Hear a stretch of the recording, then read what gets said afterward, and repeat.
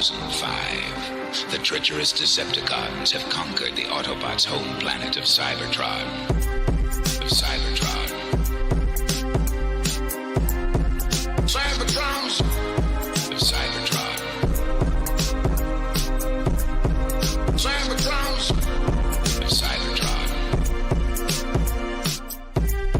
Cybertrons. Cybertron. Cybertrons.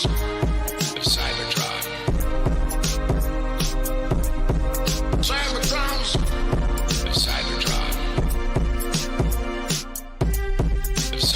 Cybertron. Cybertrons.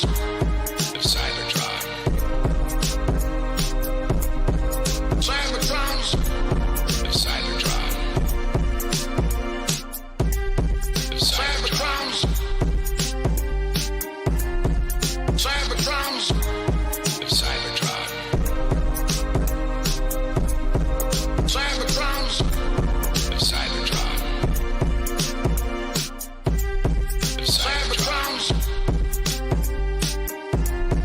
Cybertron. Cybertrons. Cybertron. Cybertrons. Cybertrons. Cybertron.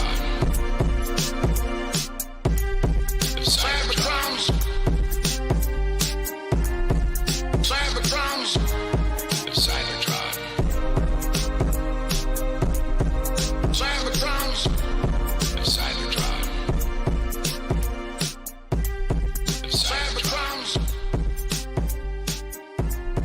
Cybertrons.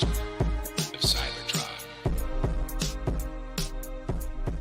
Cybertrons. Cybertron. We now return you to the Children of Primus. I'm here. Once again, it was the same intro again. And also, for a fun fact, guys, I actually got to go and see the movie and just came back recently. Oh, nice. Cool. So it's fresh in your mind. So, yeah, it's Yes, very unfortunately. You too, Tori Up, eh? Did you just go see it as well? Literally. I went to a 5 o'clock showing. Oh, you cut it close. Yeah, same here as a 5 o'clock showing. We didn't have that much time. We got in there just in the nick of time. And my mom completely surprised me of it. So, Nice. what is you since you two just got out of there? What are your biggest takeaways? This is bad comedy. At least it was Sentinel and not Jazz. At least it was what? Oh, Sentinel, not Oh, yeah. Oh gosh, yes. Yeah, that was quite the terror part at the end there. Mm-hmm. So I guess we're getting into spoiler territory this time, right? Everyone seen the movie? Right off the bat, let's do Well, we announced it as a spoiler thing, so. Wait on. Yeah, because that ending scene where Megatron ripped apart Sentinel and like it showed his face like through Sentinel's like guts dangling around. That was like really intense. Yeah, That at was least really it wasn't him. You know, it didn't even occur to me that it was a 2007 movie riff almost, because he does that in the 2007 movie. This is all that happens to Jazz. He just loses his leg. He had a Starscream moment, loses the bottom part of his foot.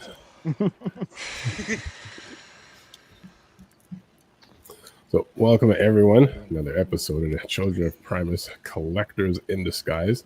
With SETTOM Bark Arts doing who knows what in the bottom of the screen. And myself have been sick since Friday, so I'm just still sick, but we all made it out yesterday to watch the movie, and some people watching it today. So we all have our opinions and our thoughts about it. Yeah. Well, this is We went going. Friday night. I could say Chris Hemsworth did a good job. This is true. I think my biggest thing is I didn't recognize. If you hadn't told me it was him, I wouldn't have clocked it. Because I he's not just agree. playing I didn't himself. recognize him as But what's himself up with either. your relationship with Optimus and Alita? What's up with the relationship with Optimus and Megatron? And I could definitely say I'm making a custom of Megatronus. Yeah, because I'm thinking of the merchandise, and I feel like they'll do it eventually. Weird. But like the Studio Series figures that are out for both, like final forms instead of the forms they had for most of the movie. Mm-hmm.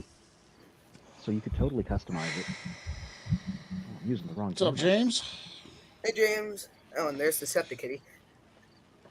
Ooh, that's not good. There we go. Crispy HD.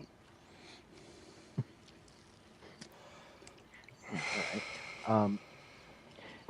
Yeah, if you liked Transformers Prime, there's a lot of that in here. Now, and Impactor might have not caught on to this because of him being young, unless he's played like some older game systems with his parents. But you notice how in the beginning, when he's breaking into the archives, he blows into it like it's an old Nintendo game or Nintendo game card. I caught I that. didn't notice that. I think I was still getting settled at that point. Yeah, I was there for the whole 25 minutes or whatever of trailers and pre-trailers. Oh my god! Oh my god! I got in there at the ending of all those. Oh yeah, and we missed all the We trailers. only took like 10 trailers, and then finally, the movie started. Yeah, it's like And you I don't have had to the worry best about being time. on time anymore. You know, it was really funny, and I know this is very much how modern movies work, but I like the fact. No, I don't like. I thought it was really funny how there was like so many company roles right at the start of the film because of how many people needed to be involved to get it made. Mm-hmm. And 23 seconds of logos. Ding. Yeah. I remember You know when what's even more Evangelion wonderful, was actually? that same way. The movie theater that I went to was the movie theater that I saw Rise of the Beast, and Yeah. to me, it Same. was honestly the best thing to see again. Yeah, so we saw it in D-Box, which is where they have the seats like move and do things. God. Not the biggest fan of that because I don't necessarily like being shoved around when I'm trying to watch a movie. But there was a frequent, very effective use of Megatron's fusion cannon, which is always filmed as though it has like real oomph when it shoots. They made the seats rumble every time it fired just to like emphasize the fact that it was making things rumble around it, and I thought that was a very good use of D-Box. Mm-hmm. I mean that, and also when like the train scenes where it's just like it's basically like a virtual roller coaster at that point. I But like how the train produces the tracks in front of it that it's running on. that was cool. Yeah, I honestly think that it was some movie that had that. It was this Disney movie called I think it was Smash and Grab. Smash and Grab. And the train, basically, there was these two worker robots. It was an entire robot story, basically. And the train would keep producing tracks and removing tracks. It was pretty much just like that, except it was like, what's it called? What was the second comic book series? Dad, what was the second comic book series? I'm trying to think of all Skybound. What was the 3 series? It was Duke and Transformers, and then Cobra Void Commander. Rival. Yeah. It was similar to Void Rivals. Every character in like the Disney short looked similar to some of those guys, just not soldiers. They had that track thing in Fall of Cybertron. Yeah, I was saying. Yeah, I like gonna that. say And also, Fall Cybertron stuff will be soon coming to my channel. Well, more. Nice. And James Coleman says Sentinel Prime looks like Scourge with golden wings, and Bumblebee was awesome doing a Wolverine mode on Sentinel Prime's goons. That's badassatron. Yeah, I like when he just did that and he was just standing there. It was so perfect, especially with the deep voice. Yeah, Jess pointed out that she's not used to Bumblebee being a melee fighter because everything else she's seen has him just armed with a pistol or like a handgun. So she thought it was very strange. But So something like funny. this. You know what I liked how they handled Bumblebee here because we watch him in the trailers and like, oh god, his whole thing is he's annoying, right? Mm-hmm. But then when you get to the movie, you see him like that's the point. He's supposed to be really irritating and bothersome. They did him like that on purpose. And nobody else. That's wheelie. That's for that long. I would be a little crazy too. Yeah, it's why they made him the star of everything else because they feel sorry for him. Mm-hmm. Nobody can stand him, and that's the point of the story. That's a pity party. The Autobots just put up with him because it's a pity party. Yeah, and you know what's also fun? We went to Pumpkin Fest, and then I brought like 3 Transformers. I brought Cup and Blue Streak and Leadfoot with me. And I brought Blue Streak because he was a G1 bot, and he does make a slight appearance when Optimus comes back. In which I told my mom, if he doesn't appear, I'm just going to be okay with it. Hey, Well, that's the thing. The cameo, the cameos are talked about, not to mention Ratchet and Ironhide spend more time in the movie. yeah. I think I think the list of cameos is going to be like 12 feet long if somebody like properly documents them all via freeze framing. No, I already know a person who's going to be doing that. I already have a few people in mind on YouTube who do this stuff. Well, they even had like G2 GoBot High Beam on his name on the race scoreboard. Yeah. Oh, okay. And blurs. Yep. Yeah, Blur. and Blur. And you know what's messed Jetfire. up? People said it was either Blur or Chromia who won the race. And the toy for the race pack, actually, it was like the toy stuff for kids, basically. It showed Blur as the winner, in which I think could have been an idea. But Chromia of all the Autobots, I don't expect it. Yeah. I keep thinking about how they're starting to do blow keys for this movie based on some of the background characters, and I'm thinking, yeah, like Deceptikitty said, body parts are reused a lot and recolored. I'm like, that company could be in business for decades doing all of the background characters from this movie. The particularly the non-transforming ones. I prefer Ironhide like this. Well, I say the one advantage with Bumblebee in this movie, because the movie is not focused on humans, where God. the previous ones it's really a human story and the Transformers are like their pets and just happen to be guest stars in their own movie. This one, because Bumblebee doesn't have a human counterpart, he literally is just that quiet, annoying sidekick. You might want that's to not the focus remind of the us movie. of his 3 random friends, Steve and those 2 other bots that you Those accidentally were funny. Yeah, we stayed there to the end because I want to show my mom the ending credits of Megatron and all those things, and just to see Bumblebee accidentally stab his friends' heads. It's just the wrongest thing I've ever seen. Does everybody else here know about the being Key a and Peele reference to thing who that they did were? Bumblebee's voice. Yeah. The Viacon named Steve. Yeah. Oh, now I realized. I approve of that name considering what my legal first name is. Steven. There he is. There is the Decepticon. Now let's just make sure we don't have that another connection of him having a random squirrel or something random, and Toywood doesn't have to remark over again. You guys hear me? Yes, we can Yep. hear you. Okay, right on. You're a talking cat head in like a command center. Cat That in or a space. wine glass. Yeah, gosh. The thing that I was thinking about coming out of this movie was, does everybody here remembers how Transformers Dark of the Moon ended? Of all of them. Oh, you never seen it? Never seen it. Oh, wait, we can't spoil it. He has to watch it. No, I don't. Oh, yeah, no, he does not. Okay, so spoilers for Spoil a it. movie that is nearly Spoil a it. decade old at this point. All you need to know Sentinel- is Ironhide unfortunately dies by Sentinel.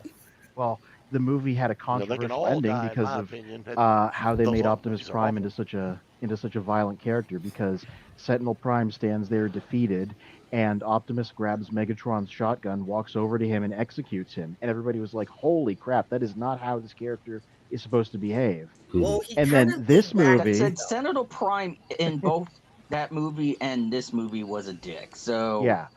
But this movie has Megatron trying to do that and Optimus saying no. So I was coming out of this thinking that feels like a bit of a rebuttal to that previous movie. Oh You my have the villain goodness, trying to do James. the same thing.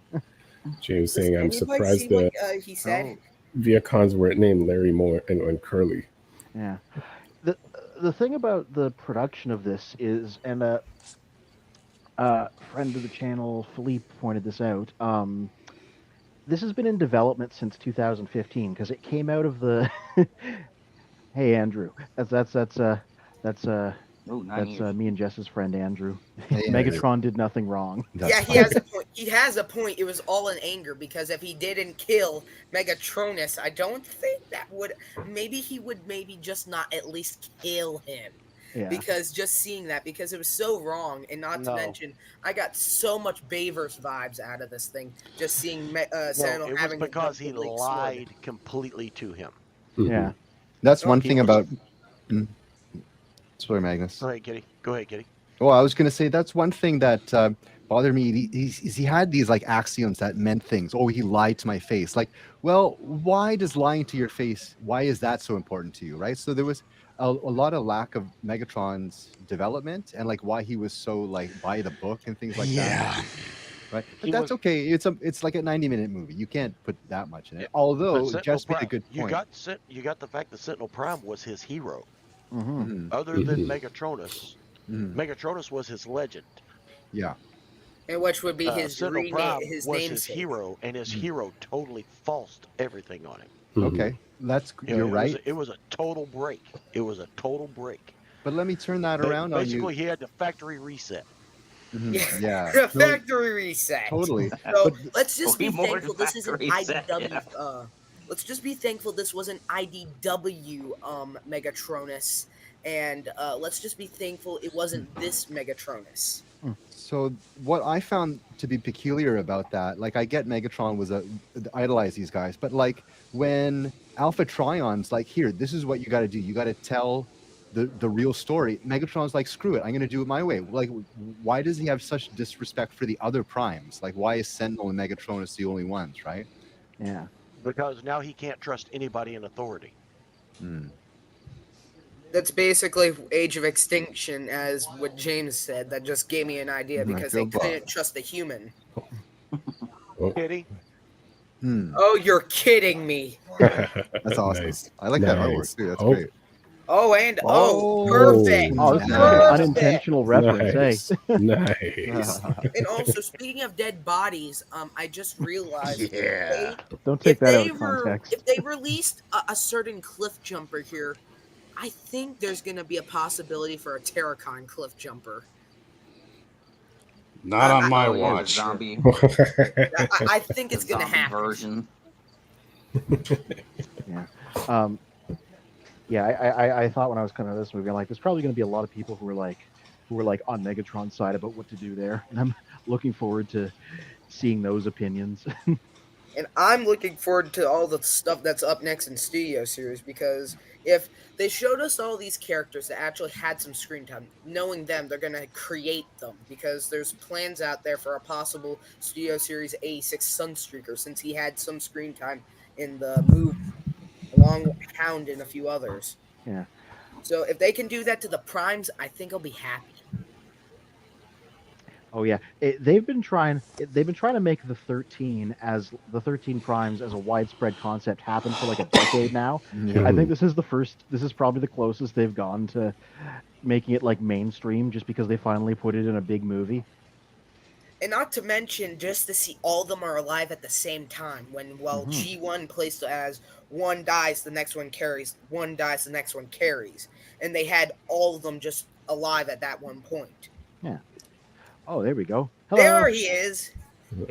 Sorry, I'm late. Right. You might want to fix your microphone just to let you know your microphone's a little loud.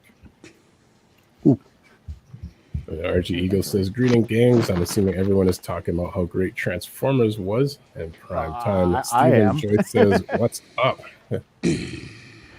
I enjoyed it a lot more than I thought I would. I only had one quirk that just kind of set in my head the whole time since I've seen it. What was it? You have all the Elite Guard. Starscream's leading the Elite Guard. Shockwave, Soundwave, all of them, all the Seekers. And then when Black Arachnia and the rest of them come in and beat your asses like a tom-tom drum and take off, Prime and Alita stand up, and Prime's like, we're going to go, we're going to do it. And they're like, well, why should we follow you? And Alita goes, like, we'll go. Well, I mean, girls. I mean, girls are quite serious. The Elite Guard bowed down to a brand new transforming miner. Bullshit. There would have had to have been a fight first. Yeah.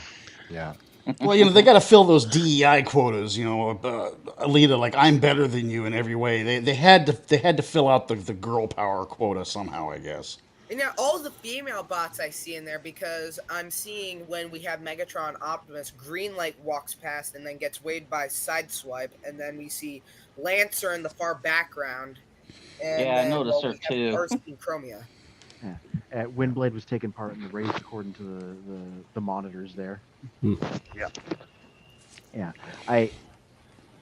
Yeah, I feel like I this is not my thought. I heard it online. The shockwave that gets punched in the eye by Alita 1 is definitely the shockwave who 4 million years later is going to be constantly plagued by the female Autobots. Oh, yeah. That is funny. That is funny. I'm pretty sure of it. Because judging by how they did this entire thing and we had the ending for Megatron, I'm honestly guessing there's going to be a Transformers 2 and 3. I hope not. I hope so. So I hope so too. Waiting for that post-credit scene. It felt so long. I was like, come on, get to it. I know what it's gonna do already, but like, come on, I want to see it. Waiting. Yeah. I was waiting for it, and by the time it got to us, I was like, okay, there's not going to be one. And then it cut away, and it was, okay, it's going to be here. I was really hoping that I could tell you all, you don't have to wait for the very ending of the credits. I could just see by everybody else's posts that I was going to be the first one on there because we were going at 4 o'clock on Friday. But no, they throw in that. That's why I was like, stay for the very end of it, guys. My mom wouldn't let me say that because there's like 50 plus people in there, and like there's only 10 in the ending of people staying. Even at my screening, people didn't stay, so there's only a couple of, I think, at least 50 of us that were like, oh, there is something that's happening. We just were sitting in the credits, admiring everyone's hard work and everything. Yeah. And then all of a sudden we hear Megatron. Yeah, as soon as it started up, I was like, really oh, right, the trailer. All the production names. Yeah. Yes, I mean, Stephen King was involved. Yep. Yeah, I noticed that. That was caught. Yeah, so was Michael Bay. Michael Bay was for the first thing. I was surprised to see Michael Bay's name. Well, I mean, Michael Bay pops up almost in every beginning one because he popped up in Bumblebee for the first name, and then he popped up in Rise of the Beast as the first name, and well, now this. That's funny. Well, They didn't use one of the producer, advertising. so I feel like he's a Michael producer, Bay so he's giving has them other people money to make the movie. Right. Well, I feel like Because Michael Bay everybody has hated learned to his shit. recognize that you can be, let's say, if being a producer is akin to being like Professor X, whereas being a director is like being Cyclops or Storm, or That's if a you good want to way use of looking Star at it. Wars, or the prequel Star Wars, then being a director is like being Anakin or Obi-Wan, being the field commanders, and Yoda back is being Michael Bay. As a producer is like being Yoda back at the temple.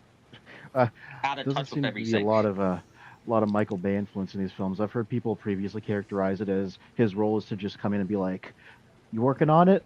All right, good." Explosions from Michael That's Bay. it. Well, James Boobs and Coleman says, explosions. Boobs and bombs. James Coleman says in TF1, Sentinel Prime learned about the dangers of lying and betrayal, and it cost him his life by D16 now as Megatron. RJ says, regardless, I do think the movie was geared towards the fans, G1, etc., and the writers did their homework to include the proper details and more that true fans would know. Yeah. And also says, gosh, I didn't want to see Michael Bay's name, and I was surprised on that. And one at a time, gentlemen, Mr. Harbody. Well, that's partially my fault because I have all this energy infrareded into my brain. Yeah, I was up till like 1, 2 in the morning, I think, after the movie because I was just buzzing. Oh, talk about me. We had the worst storm in our neighborhood, and we lost a bunch of trees. And I mean, some trees, like the smallest and the biggest trees, uprooted out of nowhere when they were so close to the ground. Impactor, you being of the younger age group, what part of the movie or what aspect of this movie did you find most appealing to you? Like, what really struck you as like, this speaks to me? Well, what struck me is the nostalgia of all the characters that we get to see, because we get to see characters that, and also from the Bay films, because a bunch of characters were crossed off to never appear in the films. And for an instance, Ironhide, ever since Dark of the Moon, Transformers Prime would never let him on, and Bulkhead had to replace him. And we get to see Ironhide, but I mean, he's a background character, but I mean, he's there. He's a featured extra. They focused on him. They showed him getting upgraded. Yeah. Like, they picked the good characters to bring in, and then followed by the story gave me this entire idea of a stop motion series, not to mention other ideas. Because, I'm 100% trying to make some of the primes. Because Tarn is now being re-released, and I'm picking up him, and then maybe I'll pick up maybe Megatron, maybe a different type of Megatron toy, and then just update the toy and try and make Megatronus. What character did you like the most? Who's your favorite character? Well, besides D16 and Bumblebee, it had to have been, even though he didn't get many words, was Alpha Trion, because he spoke good, and not to mention did the best in the scenes. Lawrence Fishburne. Yeah. It's just messed up how he had to just kill him. Though then again, the primes do have to do speeches. They are the primes. You can't fault Sentinel for that. For killing him. I like that he's a cat bot. Yeah, him being a lion is like a deep cut. Yeah, Titan's Return was Alpha Trion. That was cool. Titan's Return, he's a tiger/lion, whatever thingy. Oh, he's been a lion before. Okay, so there was going to be a BotCon toy in like the early 2000s of him as a lion. It didn't get produced. And then they did actually make one in 2016, and there's another BotCon thing. And then the Titans Return one was a lion. So he's been one before, and them opting to have him be one. G1. Yeah. But him being a lion here, that's kind of a deep cut. Well, There's in a lot of Titans those. Return, they gave him 2 vehicle modes. He was a triple changer online and his like G1 space jet thingy. He's a reissue of Broadside because Broadside was made before him. Yeah. So we're gonna throw each person is going to get their own feature to tell us what we think. But RJ Eagle says, would you also say this is the top 3 of the Transformers movie? I do. Like you guys said, I also had the somewhat similar excitement and giddiness I had as a kid compared to Rise of the Beast, for example. So now I'm going to throw it over to Magnus. Oh, yeah. So similar question as Deceptikitty has said, as I get the graphics. There we go. So your thoughts, sir? I enjoyed it. I mean, just for me to say that I enjoyed it, that's a lot. I really liked the storyline. I liked the visual of it, especially Cybertron flowing. You know, all we've ever seen is the war-torn planet.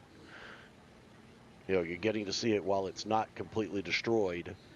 You know, with the energon wells and all that stuff. I thought that was pretty cool. Like I said, the only thing I really had a problem with was the Elite Guard immediately backing down from Elita 1 because she punched her hand into her palm. Other than that, yeah, I was a fan. I was not a fan of our distribution of stuff around here. I saw pictures of all of you all holding up posters and SETTOM put out a picture of the keychain. This is what we were offered.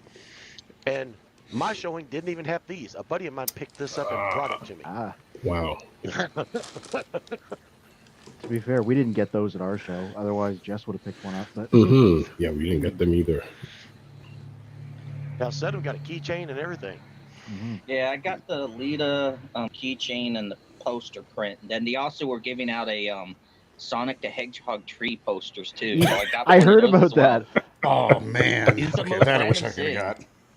I remember thinking it's really funny. I was like a little offended. I'm like, they're casting stereotypes on the people going to see the movie. Like, of course you like Sonic, you freaking nerds. Here, have a poster for that too. No, I will say I've been watching since I got I'm like, that yeah, poster. but you didn't have to read me like that, you know? Well, no, since I got that poster, and I had saw maybe a week or two ago when I was doing some like trying to find the Star Seeker toys at Walmart's, and then just finding like other stuff at Targets and GameStops, I saw this not Metal Sonic. It's like a army drilled. There's a 9-tail version of Tails in this show called Sonic Prime. So imagine Sonic, but like combined with Chrono Trigger and Super Mario RPG from Super NES, like in terms of storytelling. And I've been watching that, like, I think since this is Sunday, since yesterday after I saw the movie, and I was like, okay, there's some truth to me liking both of these. As long as it's the right show. for both right movie for Transformers, and Sonic, I can get on with the both as long as it's the right pieces of media. Yeah. You want me to go ahead and give my thoughts on something? You guys already gave me the yes. I don't know if Magnus was done. So I know few thoughts I had. I saw seeing like the organic plant life, and then those antelope that gave me like Beast Machine vibes, as well as the Energon wells, rivers reflowing again at the end of the movie. That gave me the end of Beast Wars. Not Beast Wars, Beast Machine vibes, and then also like the nature of Sentinel's government secretly being the bad guys or presenting themselves as the good guys reminded me of RID 2015. How you have a group of Decepticons, including a version of Cyclonus, that presenting themselves as Autobots, but they're really the bad guys in charge. And trying to remember, there was another big thing. Yeah, I already said the blowing into the cart. Oh, I noticed it was Prima, the T-Cogs that Alpha Trion gave to the quartet. Who got what? So Prima, Micronus, Onyx, Alchemist, and Mike Cronus. And I still couldn't figure out, I've been trying to figure out if the Pacified, I remember they said Prima first, and then I remember it as Alchemist, then Onyx, and I guess Mike Cronus was the last one, because that was the one where I was like, who the hell was the fourth one? Listen, this is the thing. I know so many things. I could not, gun to my head, name all 13 of those guys. I cannot. Oh, I can't and that's either. coming from me, so... But I could maybe do 6 or 7. George, but I can name at least all 6 of them. We don't have to test this theory, but well, I think Mr. O can name all 13. I believe he probably can. You're right. Yeah, that's his thing. I wonder. That is his thing. Yeah. And I will say, I know a lot of people were theorizing, they think that Megatron is this cog, caused corruption. But if you think about, you see, D16. Mm-hmm. Yeah, instead of M16, because that would have been an unfortunate matching of a real life gun. But he has that corruption, the eyes turning red before he takes out the Megatronus cog out of Sentinel, and also Megatronus is at the scene where all the spirits of all the primes and Primus greet Optimus to give him the Matrix. Yeah. He's not evil in this continuity. I think it's not as big of a deal as some people are making it out to be. The whole Megatron I don't think that's as big of a deal. Now, maybe if I was to guess who got which of the 4 T-Cogs, I would think maybe just given the history of the character in IDW 1.0, maybe D16 got the Onyx Prime. Prima, I read it when I was watching the movie. It just seemed like, because I think Alita was the last person talking before Alpha Trion start giving out the T-Cogs. When I was watching the movie, I read it as, he's giving Primus to Alita. But then after the movie, when I was looking up, which primes, what are they about? The whole light Prima being the light bringer. I was like, no, that makes more sense to have it be Optimus than the Alchemist. I figured that would be Alita. And then Bumblebee probably got Micronus would be Bumblebee as a mini bot. Alchemist, I actually now realizing Alchemist Prime is McAdams. Yep. Yeah, he's the bartender. So, that reminds me. I saw a lot of that's messed up that he died, because I prefer him alive movie. in a different design over that.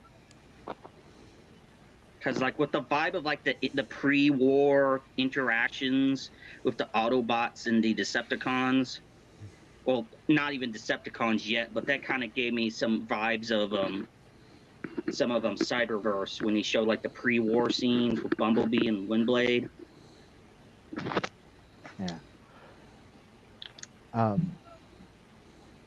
The only other thing that I was going to add was I was really looking forward to seeing Petro rabbits when they went up on the surface. We theorized that's what those were. We thought they were deer at first, but I noticed the way their ears did the threat response. That's a rabbit thing. So I think those were Petro rabbits.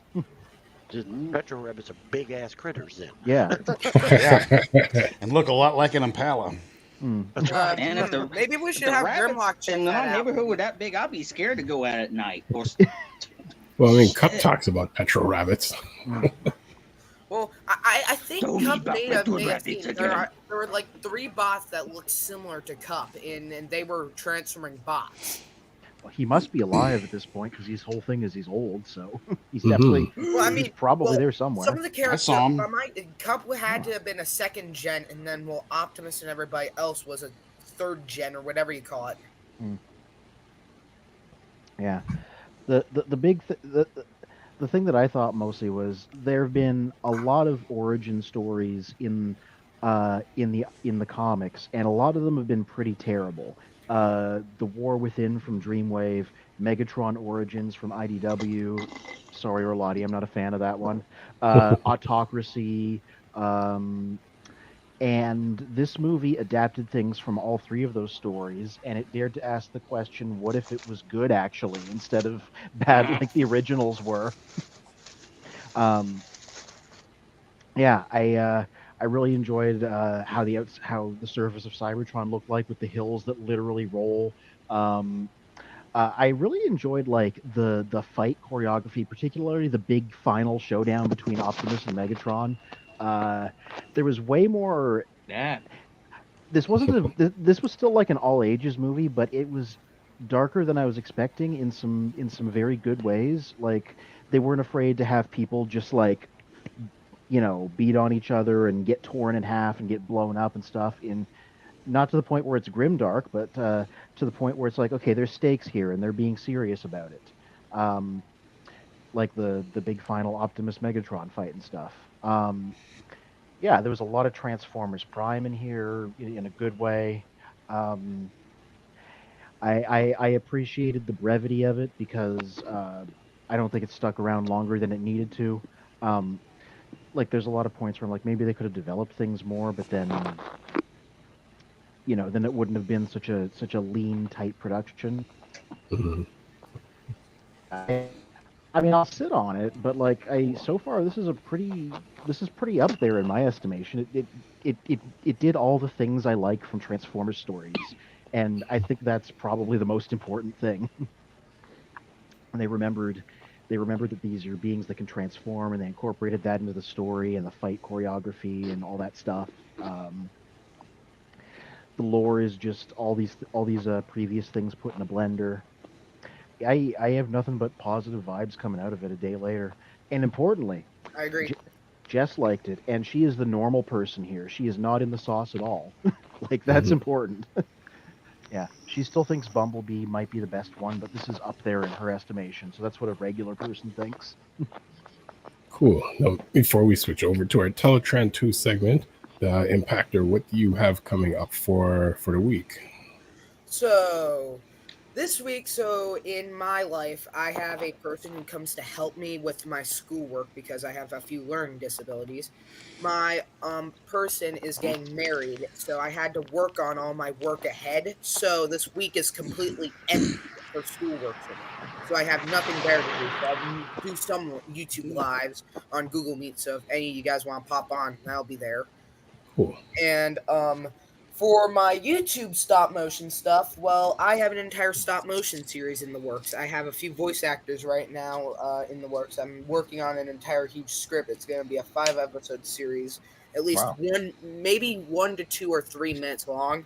And while the entire cast is basically over here, comprising of Jetfire Springer, Trax, Huffer, Bumblebee, Ironhide, Optimus, Jetfire. Cliffjumper's already taken because, well, I have good people I know. Leadfoot, RC, Jazz, and Ratchet. And, well, Leadfoot's one of the main characters, which I like because I update him with the upgrade kit for his missile launcher. Yeah. I regret that I missed out on that one because I love me some G2 guys. Oh, my neck. Cool. And where can people find you, Impactor? YouTube, and when I do the casting call, my Instagram will be linked in. So are they both called Impactor sooner or later link, I'll give you my Instagram so you can link it with my thing in the description spin. Cool. Very cool. All right. So have a great evening, Impactor, and as you hang out in the comments. Yes, and also please look at the message I sent because I really do want to know. Okay, because we are going to catch up on the comments. And actually, let's see. Going back, RJ did have a question. Did you guys also notice that Starscream's voice changed later on to a more Chrysalida voice later in the movie? Yeah, he wasn't Before the I only leave, one. I That's, Yes. 100% that's because say Megatron yes. did damage to it. Yeah, I Yeah, damaged the voice Megatron box.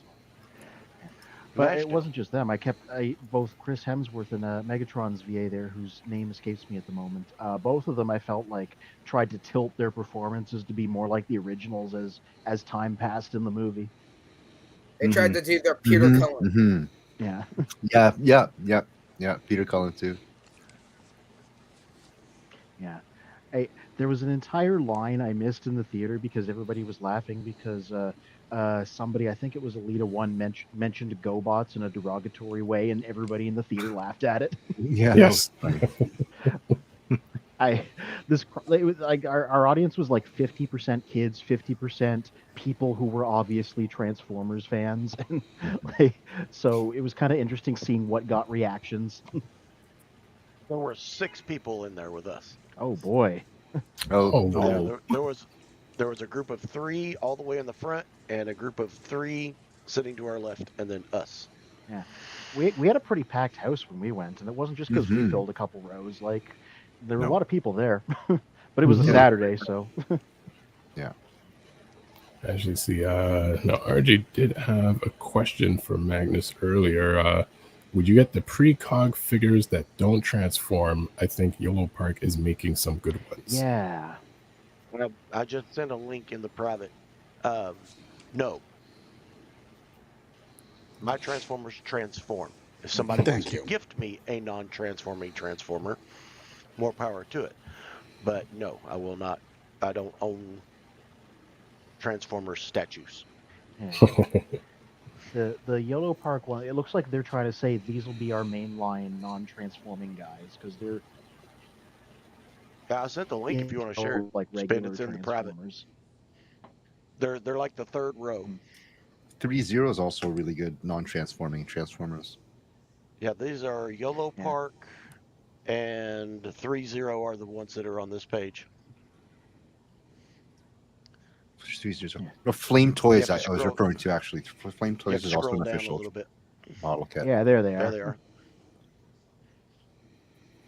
they are. Yeah, Yellow Park looks like they're trying to do everybody's all the different forms of all the different characters in the movie. Because one of the many things that did get spoiled for me was that everybody was going to have 2 forms, and then Optimus and Megatron were going to get 3 forms. Just because like.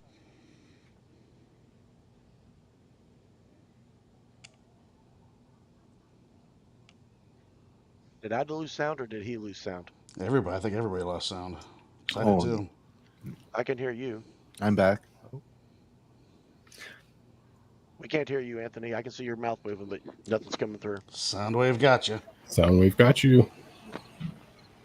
Nope. That or that Italian company that bought it out Steam yards.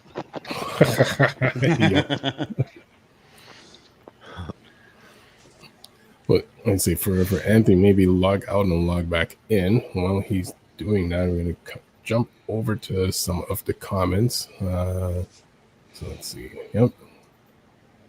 And RG is asking, why was D16's eyes yellow instead of blue like the others initially? Is it just because of the G1 toy? Yeah, that was something I was thinking about today. Yeah, maybe it's they're just born unique. Because like they did mention how they were born with cogs, and like so I'm thinking, okay, maybe they're just all born differently, I suppose. Could be a trait. Also, at times like Orion Pax had blue eyes, and then at other times he had like that green and purple eyes, much like Alita 1, which were really cool, very cool. But I didn't find my biggest gripe with this movie is because we saw it in 3D, and so like the left and right was different, and I found that the left side was like super saturated on like the reds and blues, and the right side, like the blues were then purple, and then all the reds were yellow. It was super distracting. It was really annoying. I don't feel it added to anything. I think it seemed to me like they just didn't know which way to go, right? So like some characters' colors were purple on the right eye, like for example Orion Pax's helmet was purple, And then in the left eye he was blue. Sentinel was purple, and then blue in the left eye. Anything yellow, like whether it's like, actually I should say anything red in the left eye was like super desaturated in the right, almost to the point where it's yellow.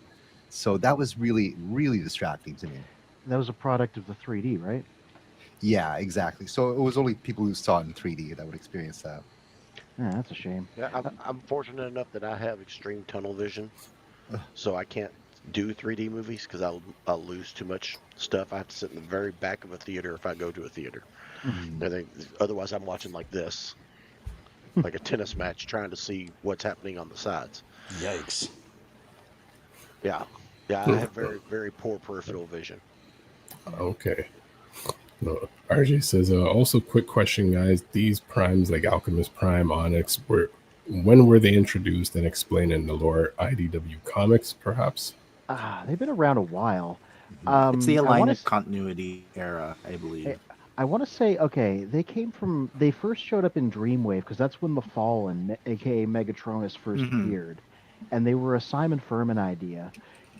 So I want to say they go as far back as that, like middle era Dreamwave, so like the early 2000s. And then when Vector Prime was introduced in 2006, they were like, he's one of the 13 as well, the ranks of which we have not fully revealed yet.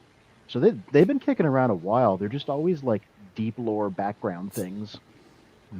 But I think, yeah, Prime and the Aligned Continuity is where they got the most like development. Apparently, I'm looking at TF Wiki. Apparently, in 1999, there was a comic for BotCon by 3H Productions called The Covenant, which was written by Simon Furman. Yeah. Ooh. And yeah, that includes some of like the precursors of the 13 primes. Yeah, but also if some people were. Set them, show them the keychain. Yeah. The keychain is lit. Oh yeah, I got a couple of those too, I think. Yeah, they actually had the keychains. Went out of his way for a way to like grab them. Yeah, I'm kind of wondering what happened to you guys. I lost my Mega. I lost my Megatron poster, and I'm a little bummed out. All we had was this, and when I got to the concession stand, I said, "Do you have anything for Transformers 1?" And they said, "No, but we have these Beetlejuice glasses." I said, "Well, I don't want one of those. I want one for Transformers 1." She goes, "No, we don't have anything." My buddy who got me this went to the next showing. Cause we got out at 6:45. They went in at 7:15. Same theater? Same theater. Yeah. Oh, wow. So when I was there, I picked up all 4 posters, but the Megatron one somehow didn't make it home with me, so I'm now missing that one, which is like a little bit annoying. I have a Megatron one, so I'll get that one to you at some point. Oh, you don't have. If you want it, go ahead. I'm just like somehow it went missing. Magnus, what's the topper on your cup? This one is Optimus. That's not a topper. That's a topper. Oh. Jesus. Wow. Is that what you got at yours? Yeah, I'm free for some reason. I don't like his expression. It looks like he's judging everyone. Trust me, he is after watching this movie. So speaking of, oh, sorry, go ahead, Fear. No, I was just gonna say, I like how we're all here like wowie zowie, and you're just over there like, no, sir, I didn't like it. I didn't like it at all. Well, let's make it Toy Warp's turn to tell us why he didn't like it. Instead, we're looking at YOLO Park. Yes. All right. Well, first off, I thought the story was really just basic. I mean, it really felt like poorly written fan fiction. And then at the end, when I seen Bay's name, I was like, oh well, yeah, that explains a lot. I've said it before, I'll say it again. I am not a fan of the whole 13 Primes bit. I really think that it just leads to poor storytelling. It's amazing how G1 did such great character development in the first 3 episodes with multiple characters. And you get a 90-minute movie, and it still can't do that. It gave you some character development on, the main bots you saw in the trailers, but that was it. You didn't get nothing else from nobody except maybe a little bit from Starscream. But the rest is just empty and there's just nothing there to grab a hold of. You've got this huge world of characters and they're still just focusing on the ones that sell the most. Yep. Yeah, it's like the same problem that the X-Men Fox films had, where they just focused on like Wolverine and Mystique and maybe Professor X and Magneto, and they ignored everybody else. How in the heck do you put Jazz in the movie, give him lines and no character development? Like nothing whatsoever. His purpose was to get rescued. Right. He was a Christ figure. He had to get injured, and Prime had to risk his life to save him. Mm-hmm. Yawn. And it had to be somebody that everybody cared about. Yeah. RG Eagle Unlike says, the poor kid living under the stairs. "Oh gosh." Hey, at RG least Eagle Jazz says, didn't get ripped in half this time. "This is true." Just the leg. Granted, Senator still got ripped in half, but he deserved it. So RJ Eagle is saying to Toy Warp, good gosh, Extreme Topper, their yikes, and Prime Time 908. Welcome. Where can I buy that keychain of Elita 1 if I missed the event? Because I'm a European. I suspect it's an eBay exclusive now. Oh gosh, I wonder how much it's gonna be. $2,000. Yeah, just about. Yeah, around $2,000. Sounds about right. Right, CBR? Oh, speaking of which, I actually was going to find a CBR article if they wrote something that would have been their style of writing, and surprisingly, whoever wrote their article of the movie, they actually did a good job with it. So, but I mean, 1 out of 500 articles being good is not a great average, but they actually compared it to Civil War between Orion and Optimus and Megatron being Stark and Captain America. Their rivalry and their mindset behind the rivalry. Yeah, it's funny when you think about it. How many animated movies for kids and with the two leads not reconciling, not making up, and saying we're enemies for life now? It'd be like imagine Super Mario ending with Mario and Luigi being like, we're enemies for life. Like, that's an unusual way to end a movie, specifically one that has like kids in mind, which I think is really interesting. That would be a cool concept, though. Just a whole different direction where it's like, you got Mario and Luigi, and we've known of them decades, just working together, and now they're like just two complete opposite enemies. Yeah, but you see, if they did that, they'd reconcile by the time the credits rolled. Here, it's like, no, Optimus and Megatron, they're not making it better. In fact, it's going to get worse for a very, very long time. Mm-hmm. I was going to say about the keychains, did anyone else notice that the Bumblebee keychain looked like he had a double chin? Even the movie theater worker noticed that. Are y'all ready for these prices? Here we go. Might as well. The 4 set of the posters is $50 American plus $8 shipping. What?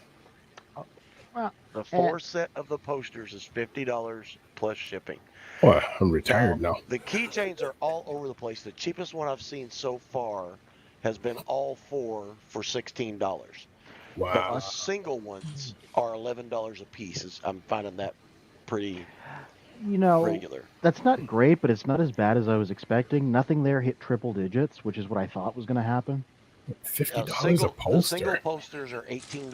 No, $50. If anybody wants it, triple digits. $50 for all 4. And you can buy. Some people have them set up with like the Bumblebee poster and the Bumblebee keychain for $30. Here's somebody that's dreaming. All 4 keychains for $90. Oh wow, this guy's got 4 sets. He's got a set of 4 of each of the keychains for $100. Hey, a nice discount of $25 each. Mm-hmm. Most of them are going for $11 to $12 a piece. The posters are $18 to $25. Wow. Oh, here's all 4 posters for $75.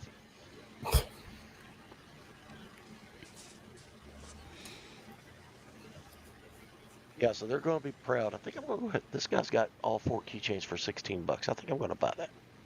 And here I am just going, I'd like to hang them.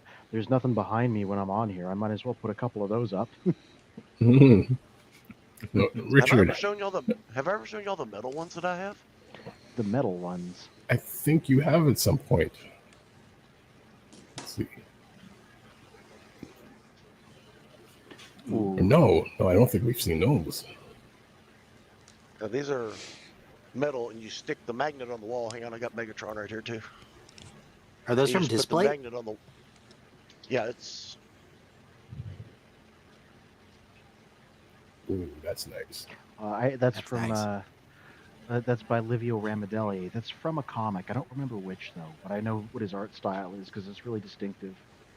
I got to meet him at TFCon this year. Gen Con, Nice. and a buddy of mine got me I picked up the Optimus Prime at Gen Con, and a buddy of mine picked me up the Megatron for my birthday. Cool. Now over to Richard. Your thoughts of the movie. I know you actually got to see it like a couple weeks ahead of everyone. Yeah. I got lucky with TFCon having a contest, and I honestly didn't think you I was won gonna it, eh? win anything. Yeah, there was Nice. a couple of us. So I saw Toying Around. I saw TFI Creations from you. Like, it was interesting kind of gathering because it was the same week as Fan Expo. So it was like Fan Expo or a Transformers movie, and I chose the Transformers movie because it was free. It's just the commute to get to Toronto was the main thing. But there you go. For me, I've really enjoyed it. Like from the score, for me the story was okay. Really enjoyed like seeing the 4 characters. Like this is I think the first time we've seen Alita in like a major capacity, other than like comic books or like just small appearances in TV shows. I was pleasantly surprised by the cast because at first I think everyone had their like doubts, like oh they got her to be Optimus Prime. Okay, that's interesting. Black Widow's Leah. They got Fastos to be Megatron. I was like okay, but I really enjoyed how they really like made their characters their own. Like it's kind of riffing on the originals. Like I love like hearing Peter Cullen, but to hear like Orion Pax be younger and Chris be able to emulate that kind of Ash like blind optimism type like character, I really enjoyed seeing that develop throughout the story. I've always been a fan of the 13 Primes thing since probably that flashback from Transformers Prime. I was making a joke that when I was collecting, I'd have 13 Optimus Primes by the end of my collection, but that's down over the moon now, especially after I was able to hunt this guy down yesterday. So that's the new he's now Commander home with one. me. Yeah, Oh, found him at a lovely. GameStop. So check your local GameStops. Oh, okay. But yeah, we were discussing over dinner last night if he was out yet or not because we weren't sure. So I guess the answer is yes. I found him at Von Mills, so I don't know if it's just maybe depending on how many people did their pre-order, because I could not get a pre-order anywhere, so to find him in the wild was my luck. Once I saw him, I'm like, okay, I'm gonna fork over the money now, because there's no doubt that I probably won't see him again if I don't do it. But movie-wise, for me, like animation, I'm always a big fan of animation. Like the fact that it's ILM doing it, like the people that do the CG for the movies, I'm glad that they got to do another animated feature because the last one was Rango, and I really enjoyed Brian Tyler's score, like the music, especially with the motif from Transformers Prime. Yes. I think there was like a couple moments and like just me watching it, the Optimus Prime rally speech to the miners, I don't know why, but I always get teary. Like both showings that I did, I just get a bit misty-eyed, and I'm like, I don't know if it's just because, like, you know, the Optimus Prime like rally speech, it's just something, even if it's coming from Thor out of all people. But I love that like, the characters were their own. Like the fact that Sentinel is like an amalgamation of the movie one plus animated colors, and John Hamm did a really good job of being a jackass. So I kind of figured that was the character that we were gonna get.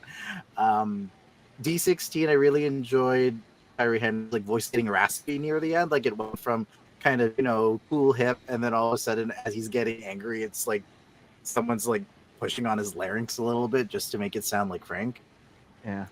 And yeah, for like even like the ending and everything, for me, like there's more hope for the story. The fact that we kind of see a mini revitalized Cybertron, considering even when it wasn't flowing with Energon, we get to see like the golden age in a different sense. Like the fact that we get reflective Cybertron. Like I really enjoy like the compositing and the lighting of the animation, like how it was with like every shot and everything. Like I really want an art book of the movie right away. I hope we get it soon.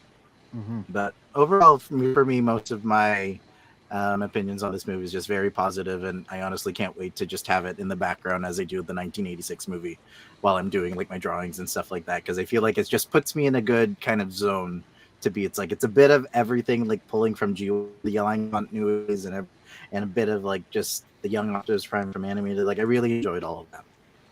Yeah. So here's something that I found that evidently none of us found. Oh? There was a comic book that was given away at some places. Oh, I heard about that. It's a copy of the first issue of the Marvel comic. That's cool. Oh, it's published by Skybound. Yeah, Skybound, because they're doing a big Marvel reprint soonish. So I guess it's like a preview for that, basically. Oh, I liked a lot of the voice casting actually, but the voice casting that really caught me off guard, Steve Buscemi. I know. He didn't Oh, do that. what? Yeah, I enjoyed that. Yeah, I got to tell you, Jess didn't know Steve Buscemi was going to be in the movie, and we hear his voice before we see who it is, and she turned to me and said, "Is that freaking Steve Buscemi?"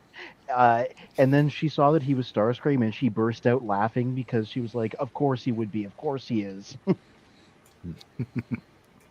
Yeah, I loved how what he did with the character. Let's you get a toil up approval on that one, Steve Buscemi. Yeah. Yeah. Oh, $7.50 for that's not. Oh, but bid. It's a bid. Okay. Okay. Yeah. So it'll go up. But I'm like, for a comic and 2 keychains, that's good. Though. Yeah. I wonder what that bid will go up to. Yeah. I mean, hang on. I saw one of them that was just for sale.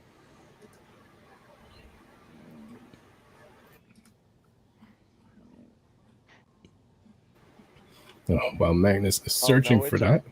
It's a bid as well, but it's already up to $80. Oh, $80. There you go. I saw. I'm looking at some of the sold ones here. About 30 Canadian for a poster, a keychain, and the comic. Wow.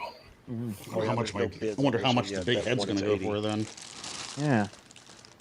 Let's catch up on some comments and then go over to Deceptikitty. The RJ Eagle says it would be great if they made a leader class Sentinel Prime. He looked good, but these toys are just too short for him. He looked good, but these toys are just too short for him. I'm also wondering when the third parties will jump into the TF1 game. They are going to be making a studio series of him that is a Voyager, so he'll be a bit bigger. And he can, one of the many things that was spoiled in advance because of the merchandise was he can do the brute mode that he had in the movie where he grew really big. And they showed that on the stream, and they were just like, I guess this is a spoiler. Yeah. So they are making a bigger one. You just might have to wait a while because they're nowhere close to releasing it. They just showed it off on the last stream. Cool. And RG also says, funny how Swindle was a part of the Iacon 5000. Was he? Yeah. Oh, he's absolutely being Dick Dastardly and trying to mess with the other one as he goes. You know what I mean? So, Deceptikitty. Yeah. Your thoughts of the movie, sir? Okay, so well, I mentioned my biggest gripe was like the left-right eye saturation change there or difference. That was a little bit much for me. I like the movie overall. Like it was a good movie. It was a fun movie. It was a great all-in-one. It wrapped itself up. Like it's cool if they don't continue with this. It's cool if they don't do a spin-off, or it's cool if they don't do a Transformers 2. I like the fact how it was self-contained. Just a few things I had on the top of my head is that everything is in Iacon or the surface of Cybertron, which was strange. It's like everything is mentioning icon. Well, there's like the whole rest of the planet to talk about. So that was peculiar to me. I wonder if they're going to go into that if they do a sequel or spinoff.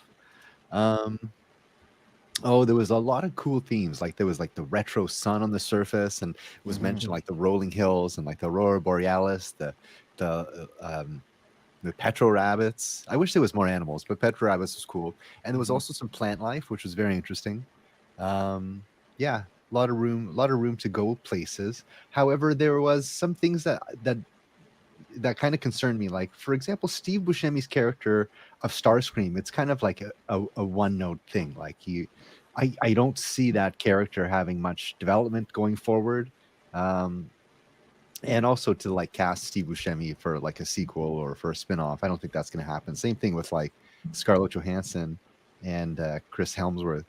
Like they're expensive, and like I think that's like one-shot thing, which I'm cool with. But if they do a spin-off, I'm concerned that it's going to be so sub-quality that's not even going to be worth my time. But yeah, that's in the future. That's just my feelings, though.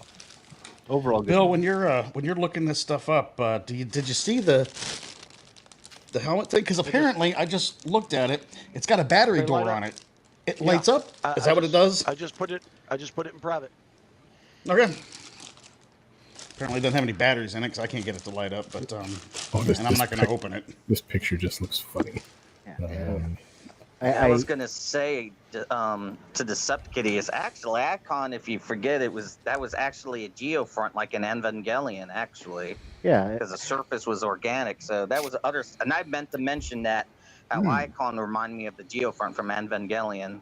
That was something I forgot to mention when I had my turn earlier. Oh, it lights up in the bag. I wonder what I just want to say that looks frightening with those eyes like that.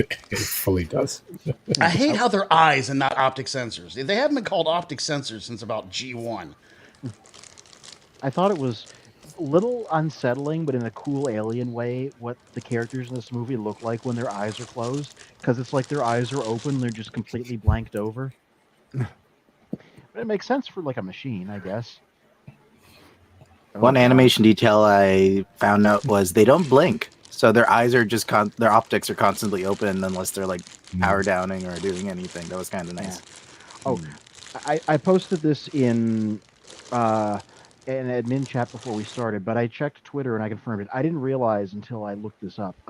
The guy that did the instrumental score for this movie is the same guy that did the score for the Transformers Prime TV show. Like they just brought him back. So that's why when you're hearing reused Transformers Prime themes, that's not a coincidence. That's him reusing. I was very excited when it was in Transformers Prime. Cool. Yeah, and I did. Maybe we should put it in the comments so people can check. But somebody on Twitter did do a side by side of the theme that plays in this movie whenever they talk about like the 13 primes is a theme from Transformers Prime that they reused, and like I caught it immediately in the theater. I remember it gave me goosebumps. Because, I like that theme and I like that show. Well, that head is watching me and judging me. Mm-hmm. Oh, it's getting slowly closer, too. Oh, God. That'll be the sleep paralysis demon that'll haunt my nightmares. That could scare. 5. That could traumatize some of the alligators down there. They see that Optimus head looking at them, and they'd be like, "Nope." I don't need to eat that person's cat or dog, or that little kid, or whatever the alligators decide to eat. One cool thing I want to point out is like D16 calls Orion Pax at the earlier part of the movie, and then it later calls him Prime. I think they allude to that in like a flashback around the time where they were powering up there at the end. I like that. They emphasize the tragedy of it by flashing back when things were good between them. Yes. Yeah. Listen to you. Well, RJ Eagle says, "Don't worry, Deceptikitty. We'll see Dark Mount and Straxus soon in movies." Also I got says Straxus right here. Nice, and also says that's true. Deceptikitty. Yeah, most sequels suffer from sophomore jinx, so I think Transformers will be no exception. And also says no one is talking about Primus in the beginning. I liked that. Because I'm pretty sure that is just straight up the Transformers Cybertron design, like how he appeared in the 2006 toy line, and they just had him practically transform on screen, like in a way that works in physical space. I thought that was awesome. I love that. Yeah. Well, The one thing when you had mentioned the same producer who worked on this movie and the Transformers Prime in terms of the music, some music wise, and I know in hip hop, sometimes that works, sometimes it doesn't, because you can have an artist put out like an artist or a producer or a group put out like a great CD with a certain sound to it. Everyone loves that sound. But if they kind of repeat that sound, then it's almost like, well, you did this before. Now, you know, coming around the second time doing it again, it's not as memorable. Like, give us something different. But certain times it fully works, where it's like, that's that sound by that person. And automatically once you hear it, you know it's that person, and it hits you every time. Yeah, like when I recognized the theme from the Prime show, like that was deployed very well. Especially when it was like the Grave of the Primes, where it's like, okay, that makes sense. Prime theme for a Prime graveyard. Yeah, I liked how Alpha Trion was like covered in moss and seemed to be partially made of rock and moved around almost like a doll at first. That was a good way to animate his character and emphasize that he was really old. Yeah, that was awesome. Oh, a lot of the movements were really well done. Like, just the expressions, the body language, the head movements, like how Megatron's talking to, or rather D16's talking to Orion, and his head and hand expressions. It was really, really well done. A lot of effort went into that. Look like cutscenes from a video game. D16 is, right? Yeah. Everybody knows what D16 is in reference to, right? Okay. Now they do. Before a lot of people didn't. So, and maybe there's probably still a good handful who still don't know. So anyone who's listening, tell them what D16 is in reference to. When he was originally released in the, Microman? It wasn't Microman. It was what were they called? Diaclones. Diaclones. And his Diaclones, his box number was D16. And so that's what it's referring to as his original box number. Diaclones were the cars, and then Megatron and Soundwave were the micro change. So where it's from actually is Takara. When they released the Transformers, the Decepticons were called Destrons, and the Autobots were called Cybertrons. So the Autobots are numbered with C numbers, and the Decepticons are numbered with D numbers. So it was Megatron that was numbered D16 for the 1984 Takara Transformers line. Well, and I mean, what's funny, which going through the groups and everything, and and backtracking on what people had. I think 1982 or 83, I had a transforming gun that shot the little orange bullets. And 20, 30 years later, realizing that gun was a part of the 3 set of guns. The gun I had, it didn't have a name back then, but I believe it's called Browning. Megatron's the one that Hasbro took, and there's a revolver that was the 3rd gun. So out of the three guns, Megatron was the one they picked out of those 3. Who I weirdly enough was modeled after the gun used in Man from U.N.C.L.E. Yeah. So actually, they were going to use a different model for Megatron, so that's why his barrel is on his back as opposed to his hip, like his actual toy, right? So it's a kind of an amalgamation of the one who doesn't have the trigger like jutting out of his crotch, and who has the barrel on his back, and this Megatron that we currently know. It seemed weird to me too in the movie. A lot of it just seemed like video game cutscenes, and like a lot of the action scenes just seemed like what you would be playing in a video game. Like when the train went upright and they had to jump from box to box to get up. That just seems like a level in a video game. And there was a whole bunch of other spots I noticed. It just kind of felt like, those YouTube videos that just take the cutscenes out of Fall of Cybertron and try to make a movie out of it. That's interesting. When we went, we had like that D-Box experience. So that was a really exciting part of the movie. Like, because of the seats, the rumbling, the movement, the side to side. Like, my takeaway, I can understand, like, if I'm just sitting there watching this happen. Right. That's a lot of time wasted on just like this roller coaster scene. So Yeah, interesting. But I suppose they did it for a reason, and that's like the D-Box experience. They're to sell their upcoming video game. Are they making one? Do we know if they're making one? I don't think so. They'd be kind of stupid not to, because that's exactly what the movie felt like. Yeah, the train scene kind of reminded me of one of the battles in Shadow of the Colossus, the sandworm fight, and also the airworm fight as well. So I can see why you would see that scene as very video gamey. It's just the way I'm seeing it, like he's like what we're saying, he was thinking of like, with video games where the stereotype of moving the boxes or jumping on the boxes. But even if you look at it outside of it, it's still very video gamey segment.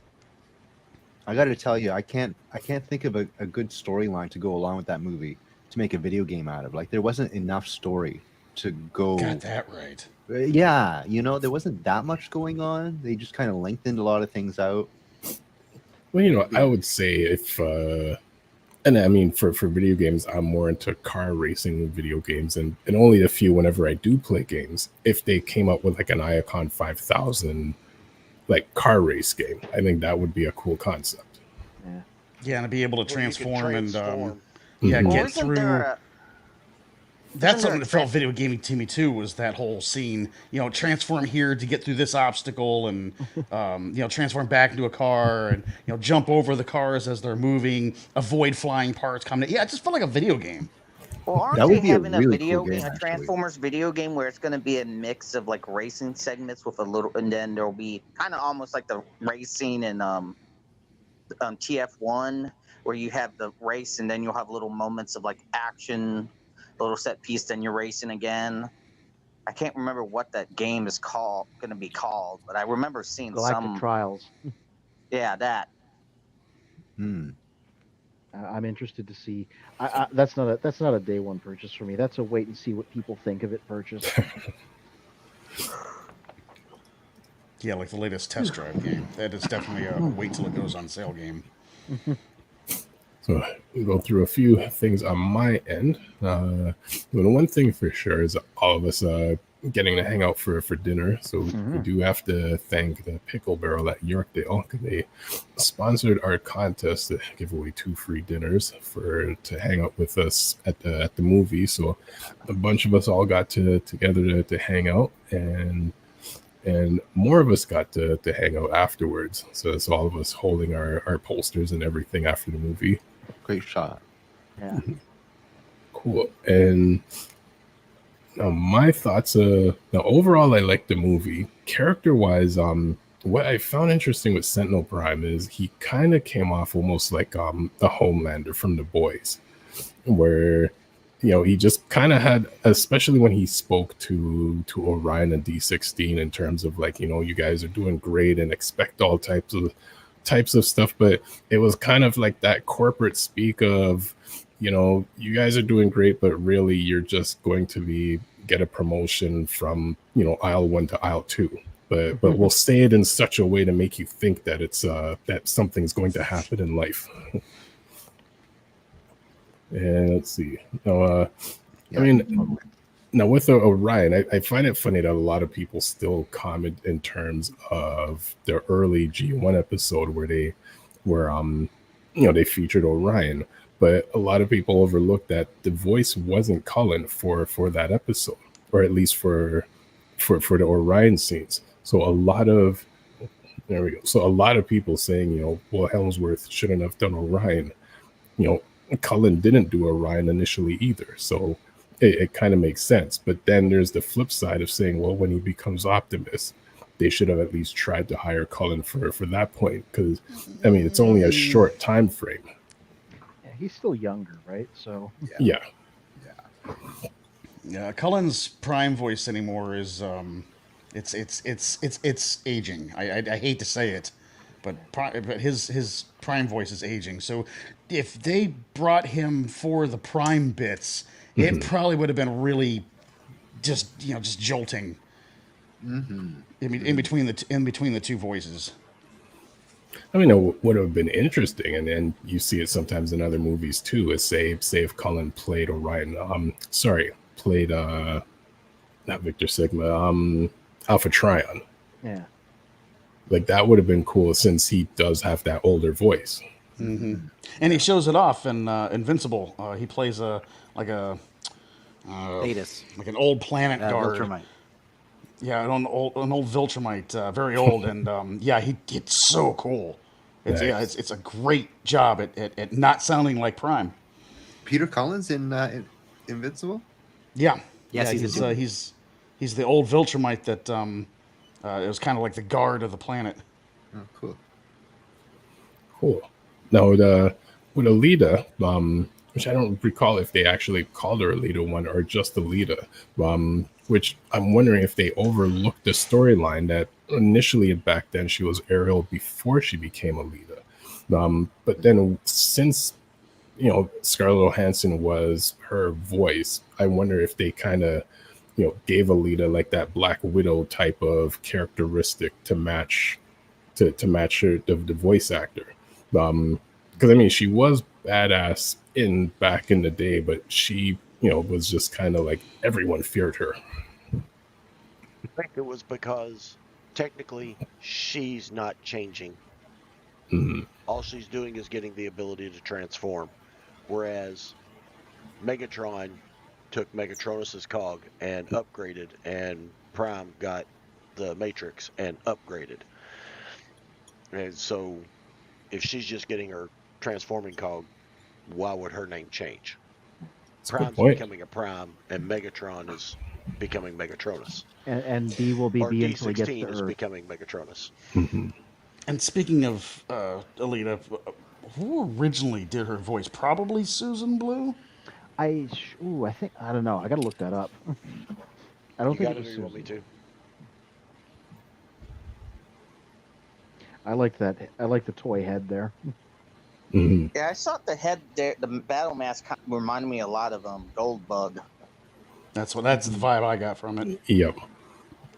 I mean, he was a funny character. I mean, I was just happy that they didn't, the focus was off of him as it's been the last decade. So he's just the little funny side character, and his jokes were pretty funny and everything. But it's just I'm happy he wasn't the main focus as everything's been since for forever now. He was a funny character, but I only watched like one or two of the trailers, and pretty much all of his funny lines were in the trailer. I mean, I kind of my first guess at this was going to be it's a Guardians of the Galaxy with a Transformers skin, and it wasn't near as funny. Mm. So behind the voice actor says it was Marlene Aragon. Oh, okay. She did the voice of Jem from Jem and the Holograms. Nice. Yeah. Yeah. The one development of I'm sorry. No, she no. did do Jem. Synergy. I'm sorry. I thought it was... Synergy was the supercomputer. Right. Oh, okay. Okay. No, the one character development, which I mean, limited within a 90-minute movie, but that I did enjoy watching was Megatron's. For what he started from and what he ended with, and in one of the groups somewhere, they made a comparison of the Falling Down movie, like that came out many years ago.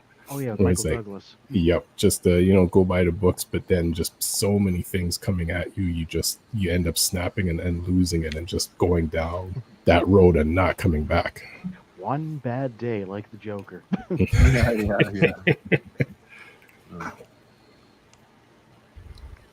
When you put it that I'm way. sorry, I did love the part where he went, I'm tired of saving you. Yeah. Mm-hmm. Then a drop. Yeah. Yeah, that was unexpected. Shot Optimus, and when he let him go, I got teary-eyed during those parts. I was like, "Oh man," because it's one thing to be told you were brothers, to hear them say you were my brother. It's the other thing to actually see that moment where they stop being brothers and they become enemies. It's seeing not being instead of just being told about it is very, very more impactful. So that's weird. I felt a huge disconnect there, actually, because they were such good friends up until that point that, why let them go now? You obviously felt bad about shooting them, on accident. So, why let them go? It didn't it just didn't fit the character pattern in between the two up until that point. Well, it was already Violence this. will make you do weird things, whether you did it by accident or not. That's all I'm gonna say without going into real life examples. I'd rather not detail. Plus, he always from the start bore like something of resentment towards Orion always getting him into trouble, and everything else that happened just brought that to the surface, I think. Mhm. Mm-hmm. Yeah. But I do like the idea that, see, when they wrote his origin story in IDW, he was like a working class hero, and it was a working class movement. And a lot of people weren't a fan of that because of how it portrays that movement as basically becoming evil. But this movie, I think, handles it better because Orion is the one that leads the working class movement, whereas Megatron leaves and goes and joins the elites and recruits them instead. By the way, why call them quintessons if they don't have 5 faces? That just makes me mad. Oh, they got the tentacles and the hovering. Yeah, but it's in the name. Quintessons. Yeah. 5 faces. Maybe we Give 'em. didn't see the. Maybe we only saw like the judge or like the. Yeah, there's always been lots of different kinds of them, including some that don't have 5 faces. So maybe if there's more of this, we'll see the proper judges later. Yeah, because there were a few quintessons that were just single face, but you rarely saw them though. Mm-hmm. And then too, what a missed opportunity to do. It's the quintessons soldiers, whatever the heck those things were. Why weren't they Sharkticons? Come on, man, that would have been a great little reference. At least Alicons. At Yeah. least Alicons. Yeah. Yeah, I did think that too. It was weird that they weren't like riffing on anything like previously established. They were more like those scraplets. That's what they reminded me of. Those Yeah. 4-legged type of things. Well, to me, they looked like they were mainly organic instead of machine and organic. Yeah, like bug crustacean type of Yeah. thing. Mm-hmm. And was it just me too, but not a single Unicron reference? Like, is he not a threat in this universe? Because that sounds kind of boring. Well, maybe they just don't know about him yet. Yeah, they seem kind of young, the main cast. Only less than 50 cycles old. Yeah, I, love I how wonder. that's also arbitrary. Yeah, Yeah, I wonder didn't what that mind not hearing cycle about means. Unicron yet. I because don't care. Feel like, I don't want to know. Yeah. Mm-hmm. I feel like going with Unicron is sort of like how the X-Men movies kept on trying to do the Dark Phoenix too soon, or without doing the Phoenix Saga, then the Dark Phoenix. If you're gonna bring Unicron, either do it like the '86 movie at least. Yeah, it comes out of nowhere. I mean, out of left field with the start of the '86 movie, but you had some build up before then. Mm-hmm. So it feels shocking, but I feel like opening up with a Unicron, it's like, I'm It's not sort saying of he like- had to be you get- front and center in the movie. I'm just saying some kind of reference somewhere, Maybe, hey, future enemy or, just a reference would have been enough for me. Well, I was just thinking, people invoke Primus like God. Surely somebody would want to invoke the devil at some point during all this business. There you go. Although I Yeah. think that the Netflix series kind of did that, and at certain points, the Netflix series was good, but then I felt it was a bit rushed, where it's almost like they were combining G1, the movie, and Beast Wars and everything all into like 1 week. I think it was like 5 episodes or something. So I'm like, okay, this is way Six too much. episodes, I think. Yeah, going on at once, as opposed to stretching it out and building the story. Instead of stretching out the script, as all the Transformers may have like Will talking. and Shatner. Like, yeah, I was just about to say, Captain Kirk. And A lot Whatever. of close-ups on faces too, which I found a little bit too much close-ups. Something I just thought about too in the '86 movie.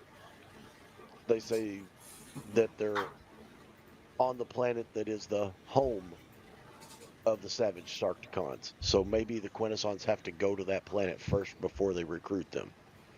Looks like they can go to whatever planet they want with those ships they were flying. The organic material on Cybertron, are they trying to imply that they were trying to terraform the planet to eventually live there? Or is it just like things grow on Cybertron? What do you think? Well, they killed I that. think that one means that Petro Primus needs to get some cream to get rid of that fungus that's growing on him. And we said he can transform, like a giant hand could just come out. Well, even in the G1 continuity, there was some organic material on Cybertrunks. If you remember, the Cybertonium pits were dirt, and they were removing dirt and rock. So there's obviously some kind of organic material, even going back as far as G1. Totally. Yeah, good point. Yeah, So forgot to about build, I got on fan theories Cybertron. around that.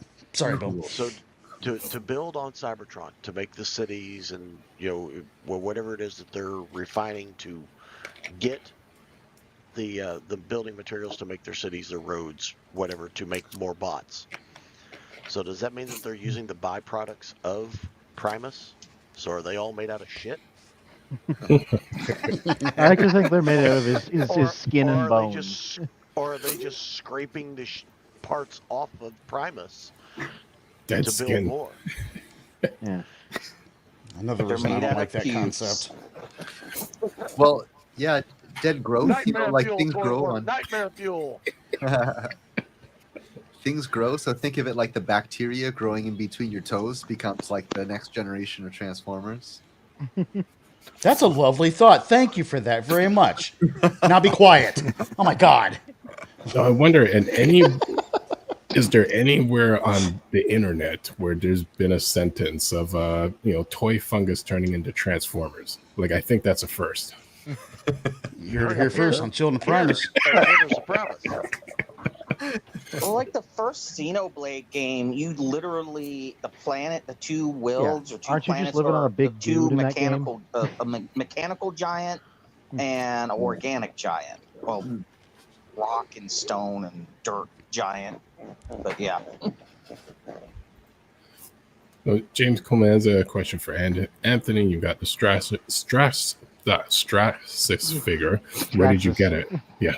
I just finished transforming him. He does look like this in the comics. It's very accurate to his strange flying gun alt mode. And this existed before Galvatron, so it's a coincidence. It's a weird one. But yeah, I just ordered them off Hasbro Pulse, which I don't do very often, but they're just straight up not doing these in Canada. So I ordered him. I'm not going to do any of the others unless they show up locally, but I wanted a Straxus, so yeah, I just ordered him off Pulse. Is that the comic book version? Yeah, collection. It's got the really awesome box, which where is it here? It's got the art from the comic issue on it. Yeah, here it is. Yeah, this is Straxus' second appearance in the Marvel Comics, and they just put it up there as the cover. You pop it open, nice Velcro thing. The figure's in here. They have a bio note. How often do we see those? Yeah, they have a bio note. Look at that. Hey. Yeah, they got. But is that just the same paragraph translated into a bunch of different languages, or yeah, it's just a little paragraph here. It's like, but hey, it's still something more than most. So yeah, we're lucky if we get a sentence nowadays. I love that. I love how Anthony said that. Oh, yeah, how often do you see that? Your flappy head showing. Yep, that's the thing I say. Yeah. I would love to grab more of these, but it's inconvenient shipping them from the U.S. company. They did Grimlock, they did Shockwave, and they're doing that 2-pack of Flame and Zeron. I actually like I had a little moment about that because that's not supposed to come out till October the 15th, right? And I had that on order. Oh yeah, on Discord or something. Yeah, that's a little moment. I was I was like, okay, well.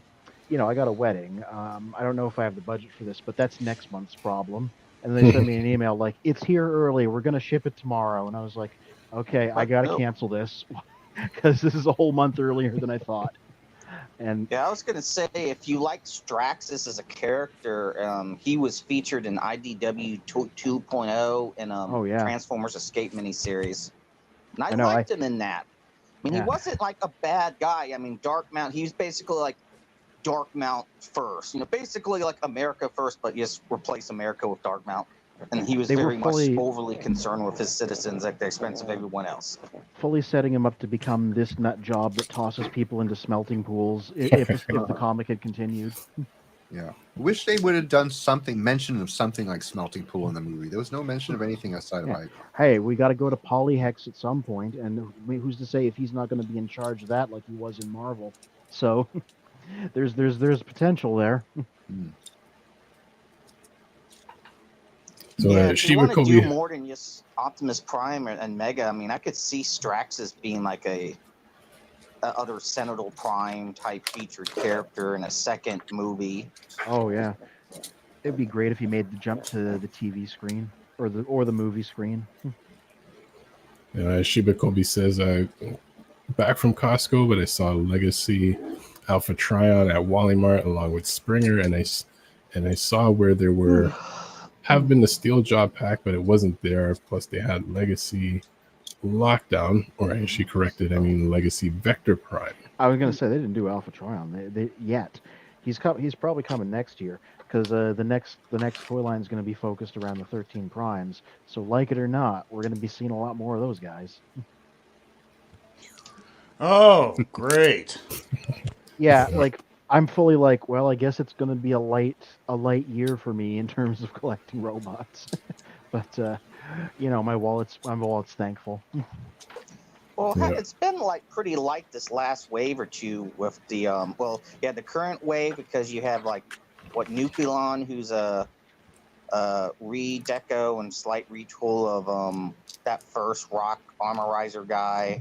That was the gray granite looking truck. Then I like the designs, RID could not tell you their names. 01, what is it? The Autobot brother redeco of Sideburn, yeah. Yeah, Sideburn. I remember it was Side something.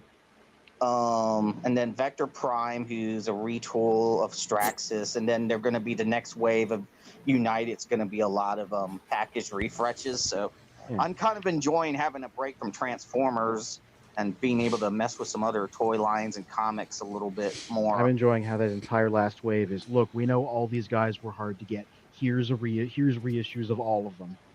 Thank you. Now I can have a Cosmos finally.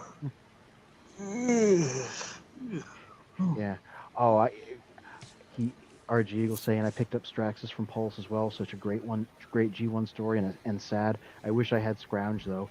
You know who else wishes he had Scrounge? Blaster, his friend, because Scrounge died. Spoiler alert for a 40-year-old story.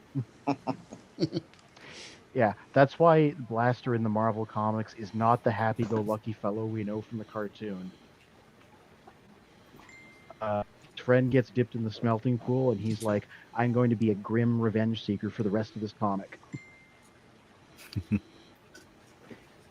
Y'all should read Marvel. It's fun. RG says, I do like the version of the Fallen Prime character in the Combiner Wars series. The one with the big head. He looked cool. Oh, yeah, Mark Hamill voiced by Mark Hamill. Yeah. Cool. I'm hoping when they put out the inevitable Megatronus figure that he looks like Dreamwave's version of the Fallen, where he was like a living furnace that was constantly on fire. That's one of the few things I liked from that comic, and I'm like, that's the version I would like to get if they do him. Mm-hmm. Back before we knew entirely too much about him, and he was just this mysterious character that landed on Cybertron. So wasn't the Dreamwave version the kind of the first version of him, if not the first version? Oh yeah, no, that's where he made his debut. Then going back to Prime Wars that RJ mentioned, was it Overlord that had the Southern drawl? Yep. And that excellent take on the character, in my opinion. Even if the series was not great, doing Overlord as a decadent Southern guy was like an excellent voice choice. I say as somebody that's a fan of him from the comics. It's funny, I found Overlord was too. It's almost like they just made him to kill off everyone, which I mean, at a certain point, like it seemed almost too much. Where it's like no combiner could battle with him. Like he just a quick fight and like the combiner's like dead. That's what he does. Be obscenely powerful and clear the deck of characters. That's the type of person he is.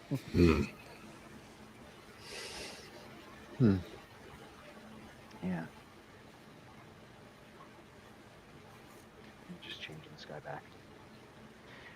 I know Professor D is I think going to join us soon, and also Mike possibly. But RG Eagle says, does anyone have the titanium? Yes. Whereas Fallen toy, was it taken from the Dreamwave design with the fire? It was, yeah. Yes, I have that figure. I was just thinking about that. Yeah. Speaking of that, I thought it was funny how D16 is constantly referred to as D because I'm like, hey, I know that guy. They keep mentioning him. That's so funny, yeah. Yeah. Empire Hunter D. Speaking of that, hey. What up? Yeah. Professor Receptor. Did you like the fact that Orion kept calling you by name specifically in the movie? He'd be like, D, D. I absolutely loved it. Yeah. Yeah. So, is it ready for my 5 minutes? Yeah. Let's get all up there. All right. Let's the first. Correct me if I'm wrong. When did we first come up with the notion of the magnanimous moment? Was it when we were first talking about TF1 or no? I don't remember. I know it was recent, and I remember it happening, but I don't know what was. It was when I jumped all over Impactor for interrupting.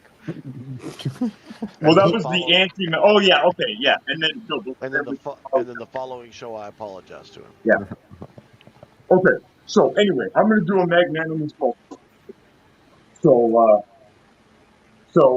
I've listened to all your comments. You guys have made some really incisive criticisms. I don't agree with all the criticisms, but they're all good points worth debating. Like the ones I don't agree with, I take your point and then I have a counterpoint. And then a number of the points that you guys made, I thought about those criticisms and I took them out of my head because, those of you who don't know, I'll just say that, I have decades of career experience in multiple fields, getting paid lots of money to tear things to shreds. So I'm really good at criticizing things. So Murder Prime comes to me naturally. But rather than reiterating any of the criticism, I want to say the thing that I love most about movies. Oh, hold on. Move up a bit closer to the mic. You're kind of cutting in and out a bit. You're too far back. Get right up in there. Who's your favorite character? Watch it, Anthony. There we go. Oh, there you go. Yeah, you're clear. You're clear now. Yeah. Maybe I just need to scold more. Maybe that's it. Just film my stuff. Oh, and this way, if I'm close, I can do the radio announcer voice. Which character did you identify with the most? That was quite difficult. But you know what? Was it D? There, a lot. And you saw. You saw me in the theater. I was acting it out, right? I was like watching it while I was voice acting because I definitely look. I think the voice acting overall was great. I think Hemsworth did a great job. I think probably Alita was the best cast. I don't want to recap everything you guys said, but now you mentioned that. You guys made a lot of really good points. But okay, here, if I'm going to do a critic, what would have been the best voice cast? Okay, this is not my magnanimous moment. This is just one comment on something you guys said. I think the voice casting was good. The most disappointing one to me actually was Megatron. I didn't think, he was great at it. And, no diss to the actor. It's just they were all good. I think Hemsworth did a great job. But here's what they should have done with Peter Cullen. The best casting would have been Lawrence Fishburne as Optimus Prime and Peter Cullen as Alpha Trion. Yeah. That's what would have made sense. Yeah, that'd be cool. Passing the torch, yeah. I really enjoyed Fishburne's voice in about anything. And Fishburne, now you got me on the criticism thing. You see, I'm a professional critic. Now, the thing with Fishburne is he is the perfect casting for that role.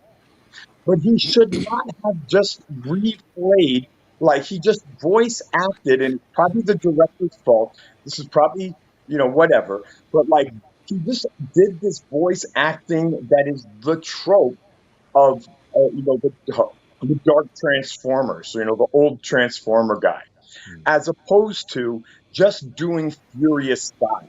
He should have just brought us Furious style several decades old. That would have been much better. That's my acting notes for Lawrence. Like, come on, brother. Well, you have to tell people who is Furious Styles. What's the reference? Yeah, thank you, Spin. You did that. You did that earlier too. It's well done. For the viewers who don't know, let me know who is Furious Styles. Furious Styles is a brilliant role. If you guys haven't seen the film Boys in the Hood, it is a classic film. And I can tie it into Transformers 1, because an interesting thing is that the trailers for Boys in the Hood presented that film as if it was some kind of like action gangster film, totally different than the brilliant drama that it was. So you guys should see it, and the highlight is Lawrence Fishburne at his peak, at his best. Angela Bassett, amazing. You guys should see that film if you haven't seen it. Way better than the one we're discussing now. However, the one we're discussing now is also a great film in the context of what we're talking about. Back to Magnanimous Moment. Okay, 5 minutes starting now. So this film also, when the trailers first came out, I didn't see it, but you guys were all talking about it. And I was really disappointed based on what I heard. Because here's what I heard. It's a kiddie movie. They're doing this animated thing. They did the Netflix one for us. It was dark. It was adult. That's exactly what we want. Except what? It was trash, and that's why it was a flop. All right, Professor D back in the building.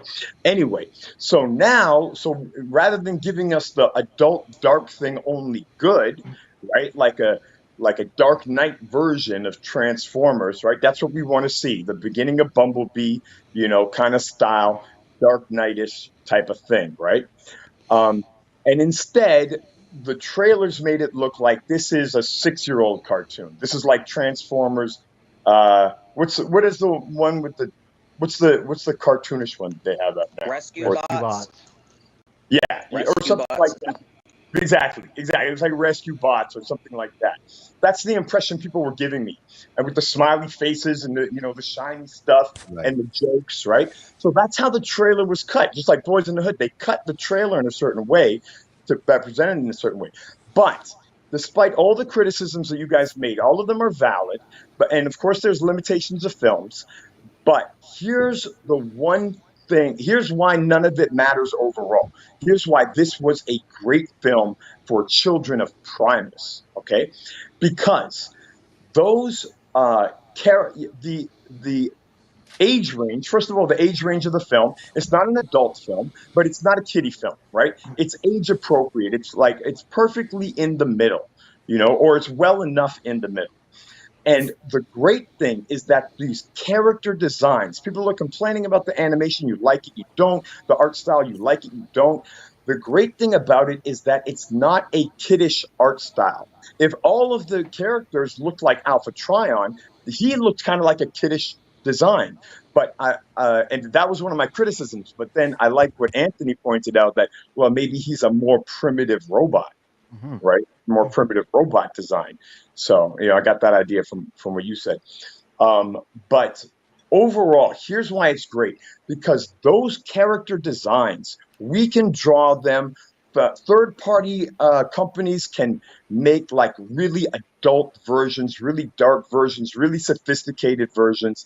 Like this relaunch. And here's what I think is great about it: is like Michael Bay's Transformers from 2007, where people always say, like, we criticize the Michael Bay films all the time, and then what is the defense? The defense is, yeah, but this is the new franchise introducing Transformers to a whole new generation of people, and it means that the thing that you guys like to talk about is meaningful to a whole nother generation of people.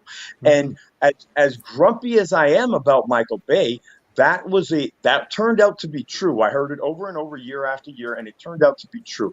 And now, but the thing is, those character designs from those initial Michael Bay films Optimus Prime looked like Jar Jar Binks, right? It was trash. Okay, so these character designs, we can draw them. They look amazing. They can be done in like, and all the characters that weren't there, yeah, they just focused on these few characters, but they were done well.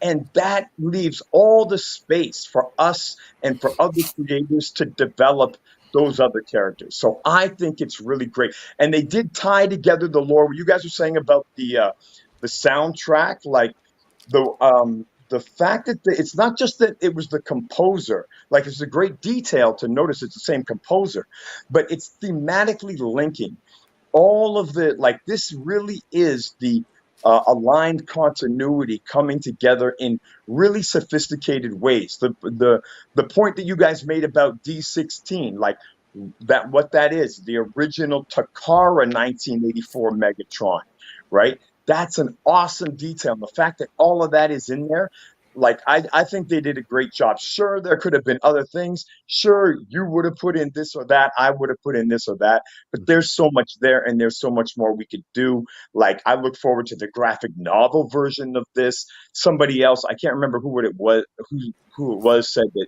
like, they're looking forward to an art book of it. Like, that would be great. I'd love, like, just the moons, when they went to the surface and they were walking around on the surface, I was like, yo, I want to put that as my green screen background. And last thing I'll say before I throw it back to the group, because now I am just commenting on what you guys said. Toy Warp, the video game thing, I totally was feeling. I am positive. You guys are saying, is there going to be or is there not? I'm positive they made this film. They've designed it already so those animations can be used in a video game. Because for sure, a number of those scenes, like that, it degraded the movie, actually, the cinematic quality of the movie to some extent, and I think it's because that's designed to be used in a video game. Over to you guys. And Deceptikitty, the 3D thing, that was totally bugging me out. And I didn't know what it was. I know everybody else, when you were explaining that, everybody else had no idea what you were talking about just earlier in the podcast. But when I was watching, I was like, yo, that's what was pissing me off during the show. Like, I was loving the 3D, but I was like, the colors are off. But yeah, I couldn't quite analyze it. And yeah, you nailed it. It was because they were different in the two sides.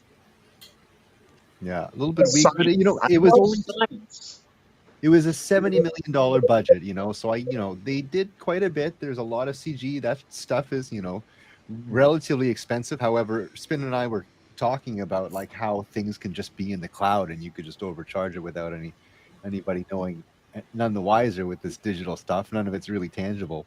But yeah, it's it is what it is for 70 million. I thought that was pretty well done. Mm-hmm. Yeah. So overall, I loved it because I think that so my point, if I let me just say my thesis. My thesis is this Transformers 1. I hope that it is. I think that they did cast these guys. You were talking about, like, are they going to get Hemsworth for the sequel? That is the idea. Like, unless he quits, unless there's a falling out. My understanding is, yeah, he's signed on to play Optimus Prime going forward. Like, that's the idea. He was Thor. Now he's going to be Optimus Prime. That's his aspiration. That's my impression. If I'm wrong, I'm wrong.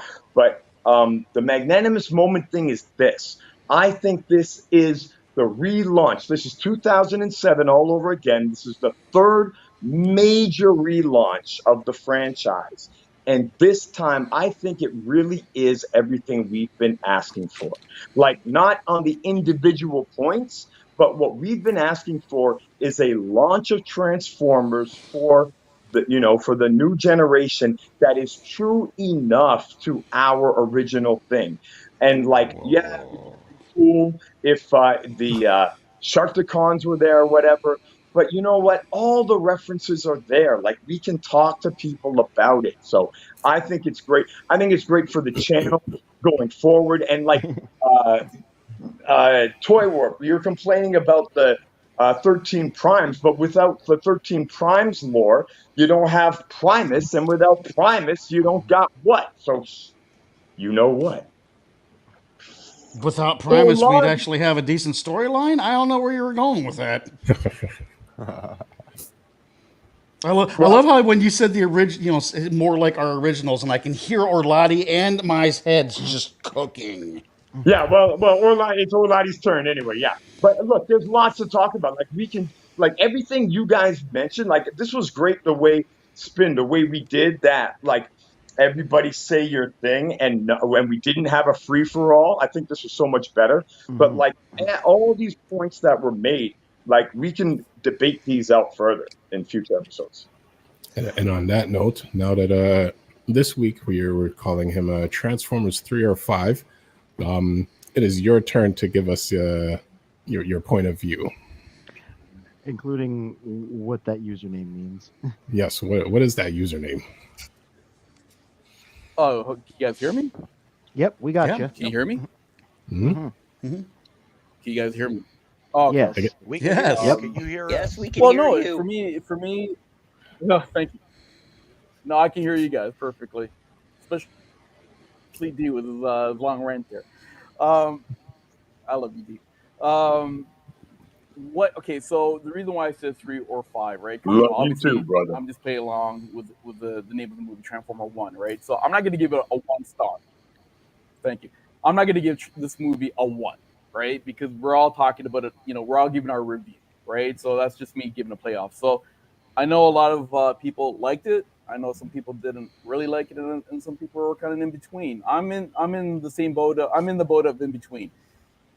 To me, I thought Transformer 1 was almost like maybe a pre-sequel to, and I'm going to correct you guys. It wasn't Rescue Bots. It's Earth. What is it called? Earthlings. Earthspark? The cartoon, the latest one. Yeah, Earthspark. Earthsparks. That's it. I actually thought. That's it. Yeah, I think this movie could be a prelude, or a prelude to Earthsparks because of the graphics and how the story goes. Okay, you're right. Earthspark is what I was trying to say. If I was 10 or 11 years old, like I was, yeah. So if I was 10 or 11 years old, basically when 1984 movie came out, Transformers the movie came out, I probably would have been excited if I was watching Earthsparks, right? Looking at all the characters' development, the history, and how everything started, and I'd be like, wow, this is great. I will probably have that same reaction like how I did when we saw, 86 Transformers movies. However, as an adult now, looking back at it, and looking at all the comic books and all the other lores, and even especially the origin of Megatron and IDW, there was a lot of things that they did miss, a lot. And I don't like the origin, how they portrayed Megatron. Megatron was known as a gladiator. He was always known as a fighter. And this wasn't him. It was somebody else. He was acting more like a Orion Pax in Transformer Prime, or in comic book lords, in a sense of him being a police officer or a person that collects records, right? Or a librarian. Very calm, collective, follow the rules. That was the Megatron that was portrayed. And then you had this Optimus Prime, or Orion's Pack, where he was like, outgoing, adventurous, trying to find, the secrets and origins and all that kind of stuff, which to me was okay. I understand why they did it. But again, as an adult, knowing all the information, it just kind of, there is something missing there. They could have hit on it. And maybe this is something we could do as a channel, a what if, or maybe a Transformers theory, like how they do in Star Wars theory, where we come up with our own storylines, right? That'd be awesome. So those kind of things, yeah, those kind of things, kind of bother me a bit. The other thing as well too, the whole lore of, Primus, Cybertron itself, he sacrificed himself to become a planet. Well, why? Why did he sacrifice himself? Didn't really give him an answer. There's no answer. Why did he sacrifice? Oh, we know as adults, we know that there was this thing called Unicron. And also in the cartoons, we also know about Unicron as well too. That's why his sacrifice became, a planet. There was a reason why the 13th or the 12 primes, really there's 13 primes, but it's in the 13th prime we all know that's Optimus Prime, but at the same time too, there was a reason why those primes were created, that they were there to fight against Unicron. Yeah, it was more Now, like an Easter I egg. get the whole, yeah, it is, right? But even the whole thing with the Quintessons and fighting with them, I thought that was pretty cool, but I didn't think that was the right enemy to have at the moment. Let's just say, because one of the primes is actually a Quintesson, right? And so it's like Quintus, you're yeah. having a Quintesson fighting against its own kind, its own members. Oh, good point. So that's one of the gripes that I had. The other thing as well too, I liked the fact that they, after Tryon, gave them cogs. Okay, I liked it, but I didn't like the cogs that they gave. The only cog that was important that he did give was Primus, sorry, which was the first bearer of the holder of the Matrix, right? And that should have been given to Optimus Prime or Ryan Pack, or it should specifically been given to him. Okay. Yeah. Now we found out there was that twist where Sentinel Prime actually had Megatronus cog, which is fine. I like that, but I'm going to get to Sentinel Prime because I'm going to see some good things as well too, right? But they gave what's called Onyx, Alchemist, Micro, Prima, and that's it, Yeah, right? just the four. Now, yeah. none of those other cogs doesn't really make sense. I could understand if they gave maybe Alita 1, what's called Solus Prime, because she's a female bot. That would have been good. They should have gave Megatron like Liege Maximal. And the reason why I say that, because in the comic books, he's actually a bad guy, right? And he's the one that actually manipulated, Megatronus and Solus, because they had a relationship, and then there's this whole thing, whatever backstory. They didn't have to go into it, but I think it would have made sense. Ligas Maximus should have got, should have went to D12, and then either the Micro could have went to Bumblebee, and then after that, Primus going to what's called Orion Pack. That would have made more sense. The one good thing I did like, Will the real which Slim I thought Shady was please stand pretty up? cool. Yeah, they brought. Yeah, well. Here's the thing. Here's the real D12. You Slim said Shady. D12 instead of D16. I was thinking I that the really whole like all movie. the little Easter eggs, especially you don't got the touch or the power, or the reference to GoBots, right? I thought that was pretty cool. One thing that I did really like is the whole Sentinel Prime being a traitor and tying that with Dark Side of the Moon, and the key thing that I really liked as well too. There's a whole theory behind Sentinel Prime and Dark Side of the Moon that he's not really a prime. And then one of the reasons why they were saying that is because his helmet, when he was fighting against Optimus Prime, his head was actually a helmet and it fell off. Whereas when Optimus Prime got damage to his head, like his helmet, it wasn't a helmet. You could tell it was part of his head, and he had pieces that was falling off, right? So they're making this theory before the cartoon.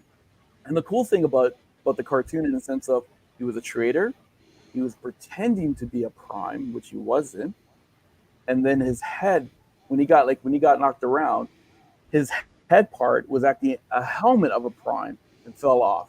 I thought that was pretty cool. If that's actual playing to the Easter eggs or playing to the fans or to the series, I thought that was really interesting and really cool that they did that. I give him points for that. And then obviously, him having the cog of Megatronus, and then Megatron taking that away from him, and then he's putting it in his own chest. I thought that was pretty cool. Okay, but there was a lot of things that I think at the beginning of the movie should have touched on the lore, but then they kind of start touching it near the end of the movie, which to me, that's why I give it a 3 out of 5 versus a 4 out of 5 or a 5 out of 5. That's just my opinion. Over to you guys. that's pretty reasonable. One thing about the cogs is that it seemed like only Megatronus's cog gave anyone a particular upgrade. The other cogs just seemed to be generic.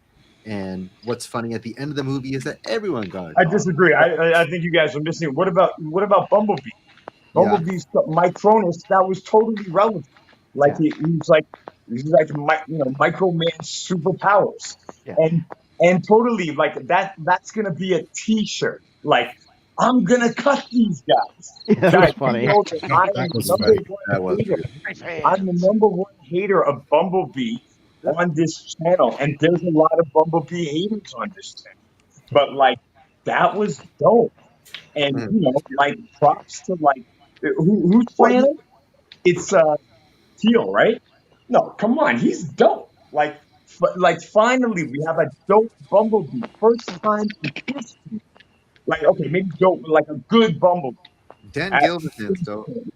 A good supporting character. He's not a waste.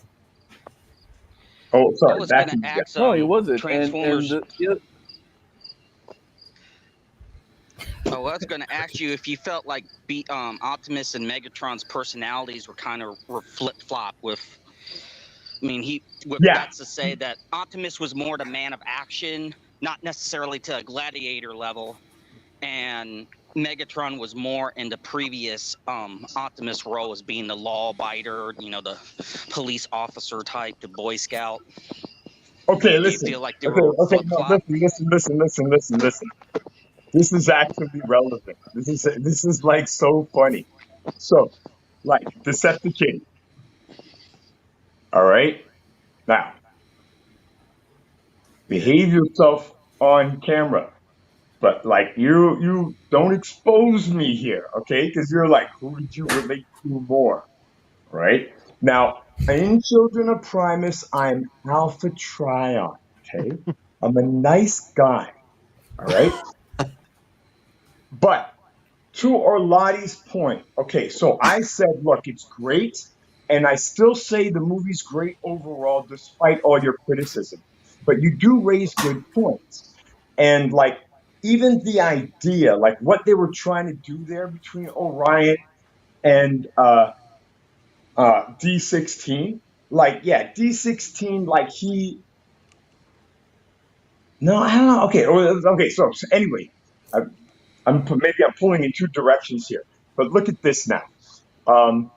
I do agree that like I love the fact that Megatron had been a gladiator. And we don't see that, and it was kind of weird to see Megatron saying, "Yes, sir. Sorry, sir. We're going to follow the rules."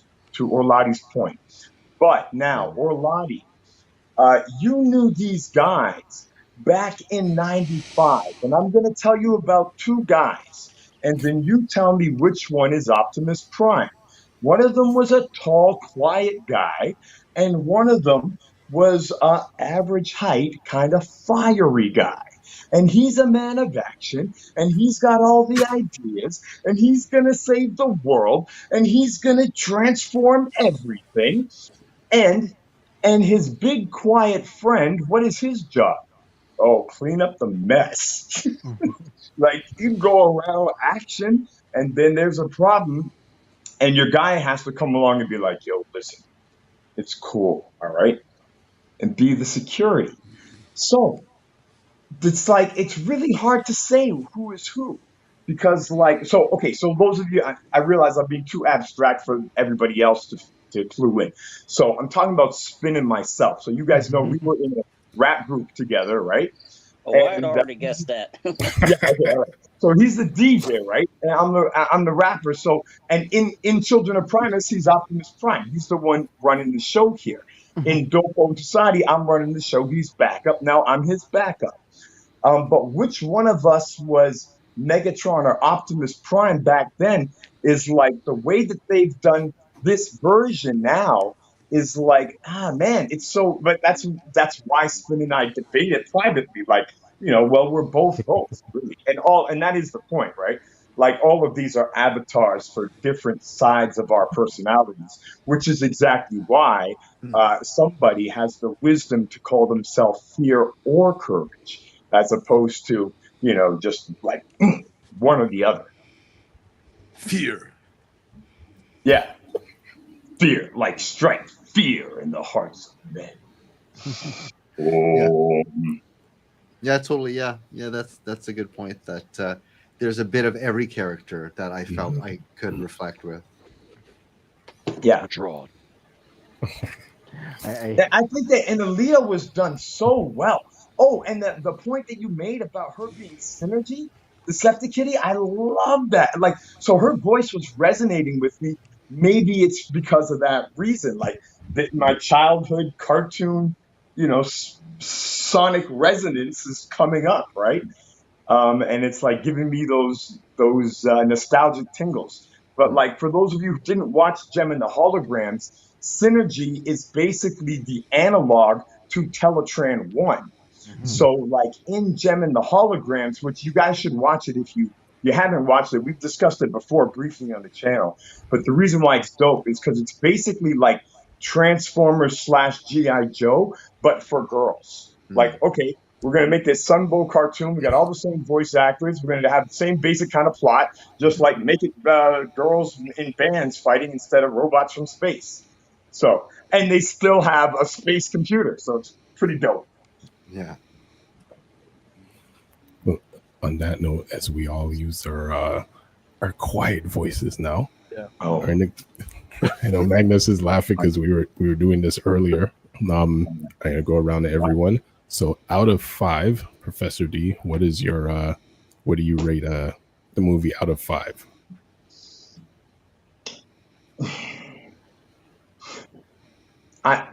Honestly, it's a 3.5, but because we got a lot of naysayers on the channel, I'm going to give it 4 out of 5. All right, Mr. Richard, out of 5, what do you say? I'd say 4.5 out of 5 for me. And Mr. Magnus, what say you? I'm a 4. Toy Warp, what say you? 3. Oh, okay. That's not even bad. Mm-hmm. Yeah. The way you talked about it sounded like you were going to give it a 1. Fear or Courage, what say you? Well, it's not perfect, but I really enjoyed it. So I think I'm the only one here that didn't really have a criticism. I'm going to go with 4.9. And that 0.1 has to be something I'm not thinking of. Nice. And Deceptikitty. Petro Rabbits. I'll give you Petro Rabbits. And the deer. No, guys, we need to make like Children of Primus Cybertronian deers. Yeah. Deceptikitty. Can we do that? Love to. Yeah. I give the movie a 4 out of 5. I'm particularly hard on it because I really love it. I had really high expectations. I have really high hopes for all this, that's out of love. I just want it to do better, and I have a lot of places where I have criticisms. The biggest criticism, the most, I would probably give it like a closer to 4.7, 4.8 if it wasn't for the fact that the VIP experience, the D-Box experience was particular, or rather the D-Box was cool. It's the 3D experience that was particularly jarring. If that would have been polished, then that would have really made the experience one of a kind for me. But now I want to go back and watch it in regular. See, I wasn't even considering that because I'm like, it will exist in other venues forever, whereas the 3D and D-Box thing will probably not be repeated. I wasn't even. Yeah, well, so the one is a review for the review of the film, it doesn't matter, but a review of the experience we had, I totally did. Like, I came late for reasons. That's how life goes. But like, I was thinking, it doesn't matter if I missed the beginning because, of course, I'm going to watch this 100 times. We're going to talk about it. But then once I got there and we're shaking around in the chairs and it's 3D, I'm like, oh man, I don't want to miss a second of this. So it's too bad that that color was off. And over to you, Sennenbach Arts. Your number out of 5. I'll say either 4 to 4.5. Well, you guys name one. Pick a number. 4.3. I'll say 4 if I want to keep it on an even number. Okay, cool. Yeah. So 4 it is. Okay, so has everybody gone to have a comment about these numbers? Or Lottie? Or Lottie, yeah. 3 or 5? 3. Yeah, he already said 3. Sorry. Yeah, Just- yeah. I'll Everybody tell you, went, no right? spin. I'm gonna give it a 3 as an adult. Oh, hold on, D. As an adult, I'm gonna give it a 3. As a kid, if I was 11 or 10 years old, I'll probably give it a 4. Okay. So then it's a that 4, dude. Over to What you, about D, you? because I know you're waiting to say something. Wait. Oh, No, for me, as an no, adult, it's 3 because, like I happy told you, I have my I'm criticisms pleasantly more. surprised. But This is what I want to say. Wait, I I'm just want. waiting on Sorry. Spin's number so that I can get the. Oh yeah, total. sorry, Spin. So Spin, go, and then I have a comment about the numbers after Magnus tally stuff. Sorry, let's be in order. Okay, so our average is 3.93 out of 5. But you haven't given me your number yet. Oh, that is correct. My number is a 4. So I think you did say that. No, I didn't. Say? Oh, okay. Yeah, so All right, well, I'm shame a on 4 you, out of Spin, 5. giving us an average, and you didn't even give Mr. He's asking everybody else first. All right. Anyway, here's my comment about these numbers. I know, or even Richard as well. Come on, man. Guys, one at a time, please. Order. Hold on. Did Magnus and Richard give their... Dude, I got interrupted 8 times. Chill. Here's my comment about the numbers. I'm pleasantly surprised that all our numbers are actually in the same ballpark, because just hearing us talk about it, I thought that really we were like there. I thought I was going to hear some 5s, and I was going to hear a 2 or a 1 from Toy Warp or Lottie.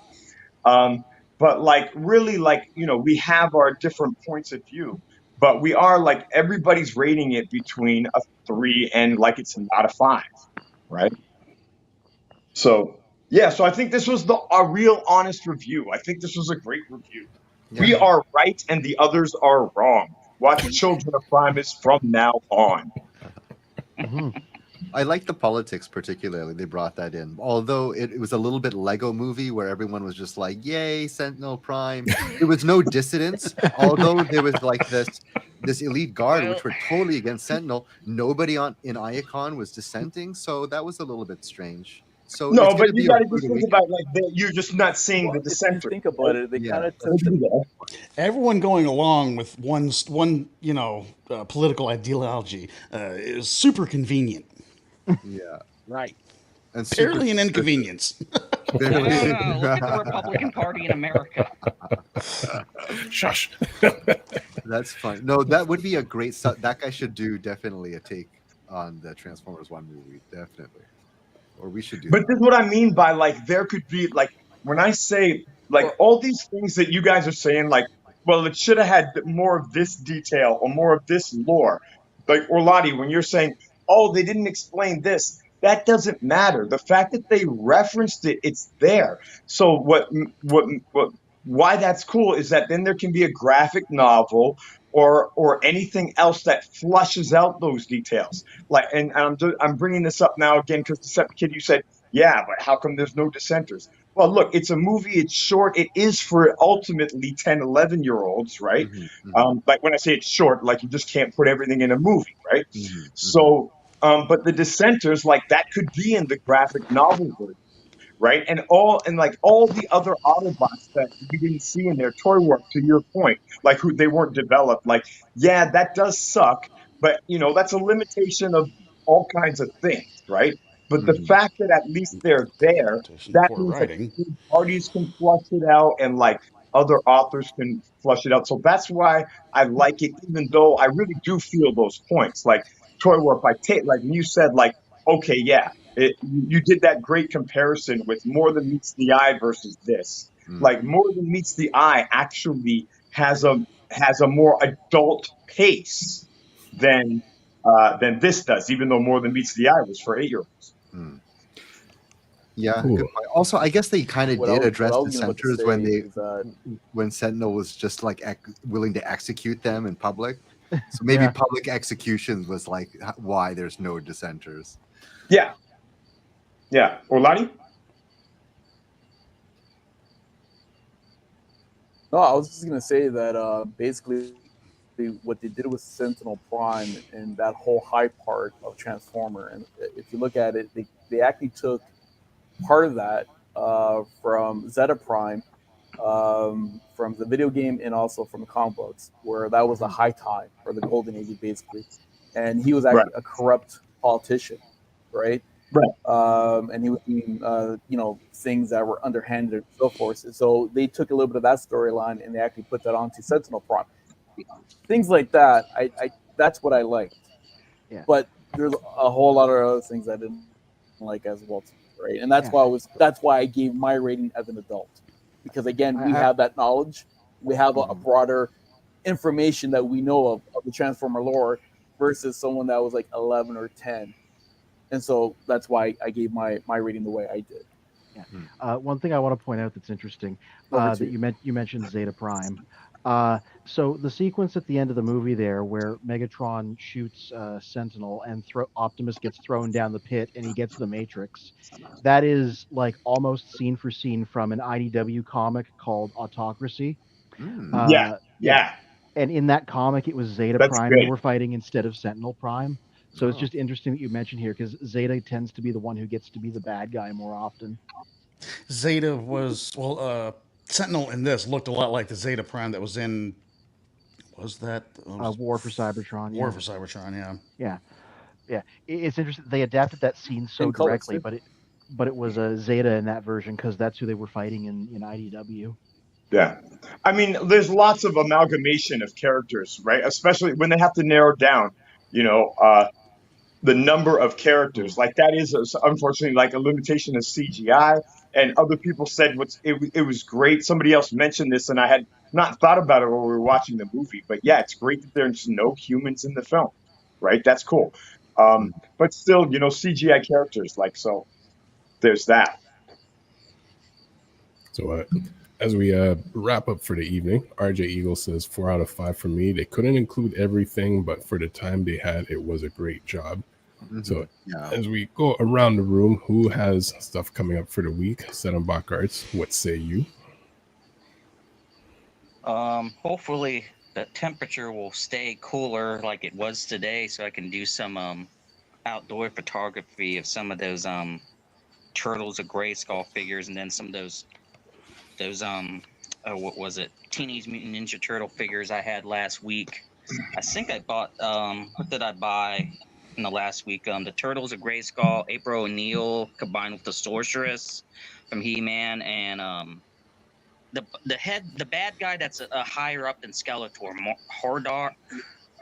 I'm not super familiar with He-Man, but Hordak. Yeah, they both have wings off their back. I think it's Hordak. So I got both of those so I could have both of the bird wings and the bat wings because you can change the parks, and then I got multiple Krangs now and whatnot. So want to do some more of that, and then hopefully I'll start on the Scarecrow that we had. Everybody in my group had a come up with the design. And my design won because I asked everybody, hey, what's something you would like to see as a Scarecrow? And I combine all 6 things. And maybe hopefully we'll get started with that, because right now everybody has their frames, and I think we have the most complicated design. So I'm like, great, I got to do actual work now. Cool. Over to Mr. Magnus, what say you? Okay, when you do the actual work. Got a email today. Money was taken from my account. And so Big Bad Toy Store sitting in my box right now is 3 Studio Series 86 Dinobot Swoops and 2 Autobot 86 Leader Springers. Nice. So I got to look and see what else is coming up. I got 86 days to get these to come in. Also, in Magic, we had a pre-release this weekend. And I hit humongously. Great. This one's Nice. going for 200, and this one has not been listed yet because it's the 0.03% chance of pulling one. It's in Japanese, and it's estimated to be somewhere between 8 and 2,800. Wow. Very shiny sparkles. Love it. Yeah, they look like Pokemon cards. Hey, Mr. Magnus, I also would like Yeah, it looks Don't like get- the fat, oversized Pikachu. Hey, guys, this is important. I have some Everybody calls advice, it the Mr. melted Magnus. Pikachu. What's your advice? Don't get them wet. You see what they're in? Good. I did see that. Yeah. And Okay, they're double sleeve don't Dan put him those. in the spoke of the tires. So, hey, do not put him in the spoke of your bicycle. So it makes so your bicycle sounds like a motorcycle. I feel like these examples of things not to do are being pulled from very personal life experiences as children. Yep. So Richard, over to you. I'm impressed. We're all impressed with the cards, but what I don't like about them is that they didn't each come with the stick of gum. Oh gosh. Oh God. That they didn't come with gum? Yeah, we're not. Because you want the gum. Come with gum in them. Yeah, don't you get Decepticitty? I don't know if everybody knows this. So when I was a kid, we would buy baseball cards and like from the corner store, like when I was in elementary school, and it had a stick of gum in it. Okay. Yep. Now, Richard, over to you. What do you have coming up for the week? Probably more work in progress for my art. I wasn't able to get my Transformers stuff done. It's got pretty busy. I'm still in the reorganization of my room right now. That's why the collection is all nice and put out this time. But I did book my next convention that I'll be doing. So at the end of next month, October 27th, Sunday in Newmarket, I'll be tabling Nice. to sell again. So there's that coming up. Cool. Yeah, definitely send us the info, to let people know about that. I shall. Cool. Over to Toy Warp. What do you have coming up for the week? Nothing on Toe Warp. That's the beautiful part about that being the smaller channel is I can pretty much just work on it when I want. Over on Cruisers Motorsports, however, not this past Friday, but the Friday before, I released a video about the Bandit TV series of movies.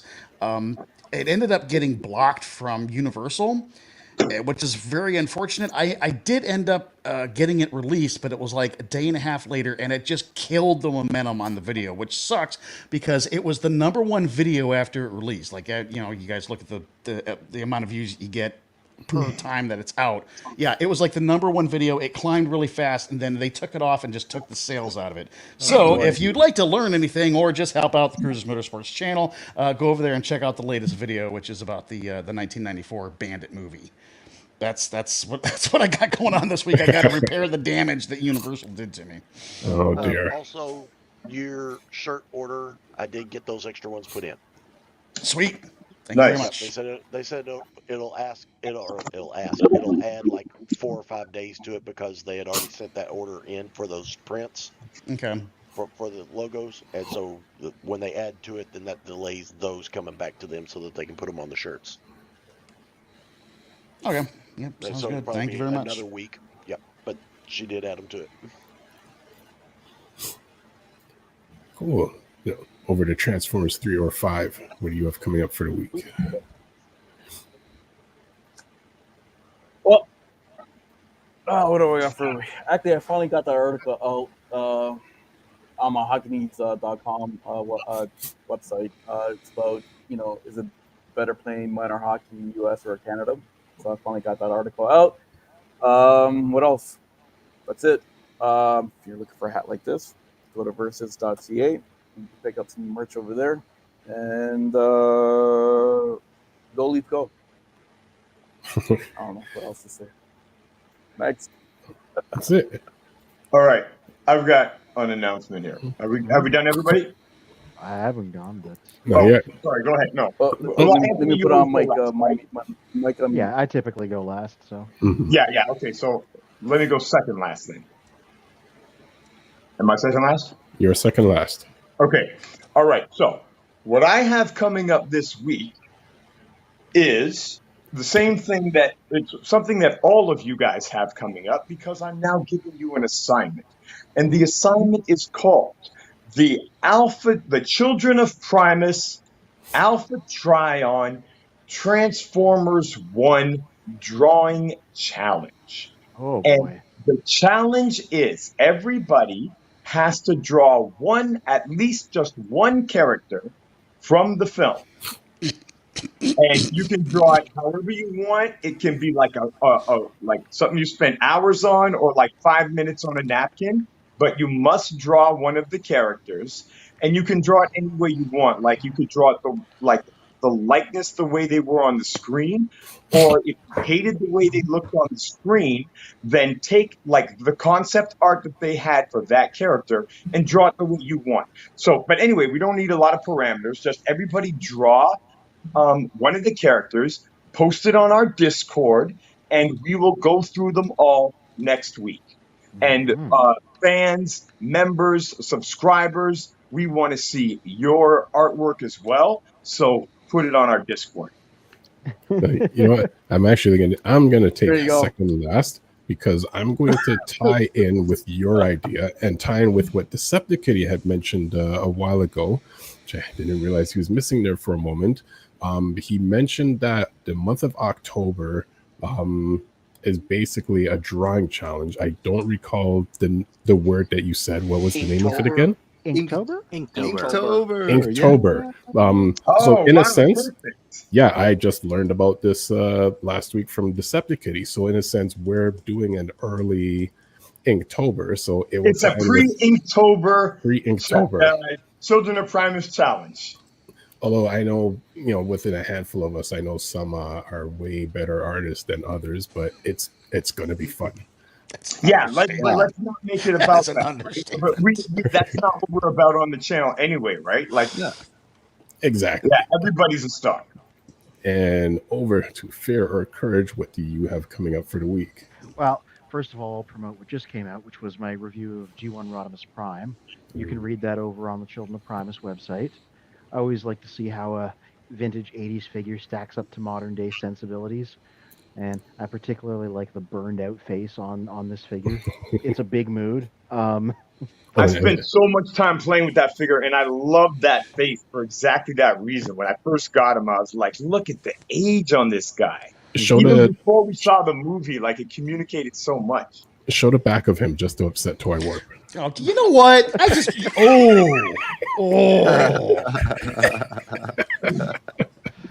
I specifically noted though. Y'all are safe up there in Flappy Head Land. I'll send you a couple alligators. And what else you got coming up for? Well, my next review, once it's shot and photographed, will be the dramatic capture series set that I picked up at TFCon. I took some photos already. Still got to write it up.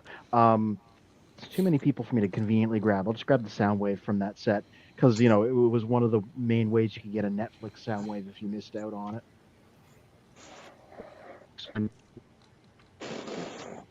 There's a Megatron and a Shockwave too kicking around here. That'll be my next one. Probably gonna take about a fortnight to get here because I'm getting married soon and that is my life.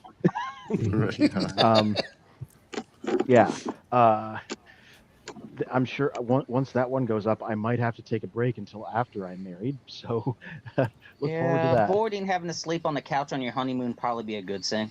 Oh dear. Well, I wasn't thinking of it. Yeah. Do you happen to have a registry anywhere, or is that a thing in Canada? We have registries. Yeah, but it's all bacon and maple syrup. I quite alligator man. I don't know. We were making one, but I don't know if we went through with it. Because I think it was just another thing to do. I like that one. Anything you can do, make sure that you send invites out to any billionaire that you can find that has a public mailing address, because usually their personal assistants will just send you a check. So, guys, do you have Bill's email address? It said millionaire, not gravity creating individuals. Trying to get money, not have money taken away, sucked in from the Unicron. Yeah. Shockwave style. Shockwave style. So, that's what I'm doing. Bill has the black hole from Transformercybertron in his room there. RJ Eagle says also, congratulations on upcoming wedding. Show us some pics, please. That's a good idea. One thought I thought of earlier and before we sign off was Alita punching Shockwave in his eye. I Punch wonder me in if my eye! I wonder if that's the reason that he really can't hit any targets later on in the like every time he shoots something he's always missing. Spin. I should take that Wait, Legacy hold on. Alita one This is figure important, guys. and a Shockwave and have that figure punching one of my Shockwaves in the eye. Look, that's you just pointed out. Absolutely, that's the second T-shirt we have to make from the film. So I'm gonna cut these guys and then oh my eye. But this is also spin. This is our second on Children of Primus. This is our second Cactus album reference. Who would have thought 30 years later we'd be making my eye. Oh my eye. That's funny. Third base. Oh Remember my third base? Oh my eye. That's a piece. Mr. Gregor. Oh my eye, Mr. Gregor. Someone's throwing a cookie in my eye.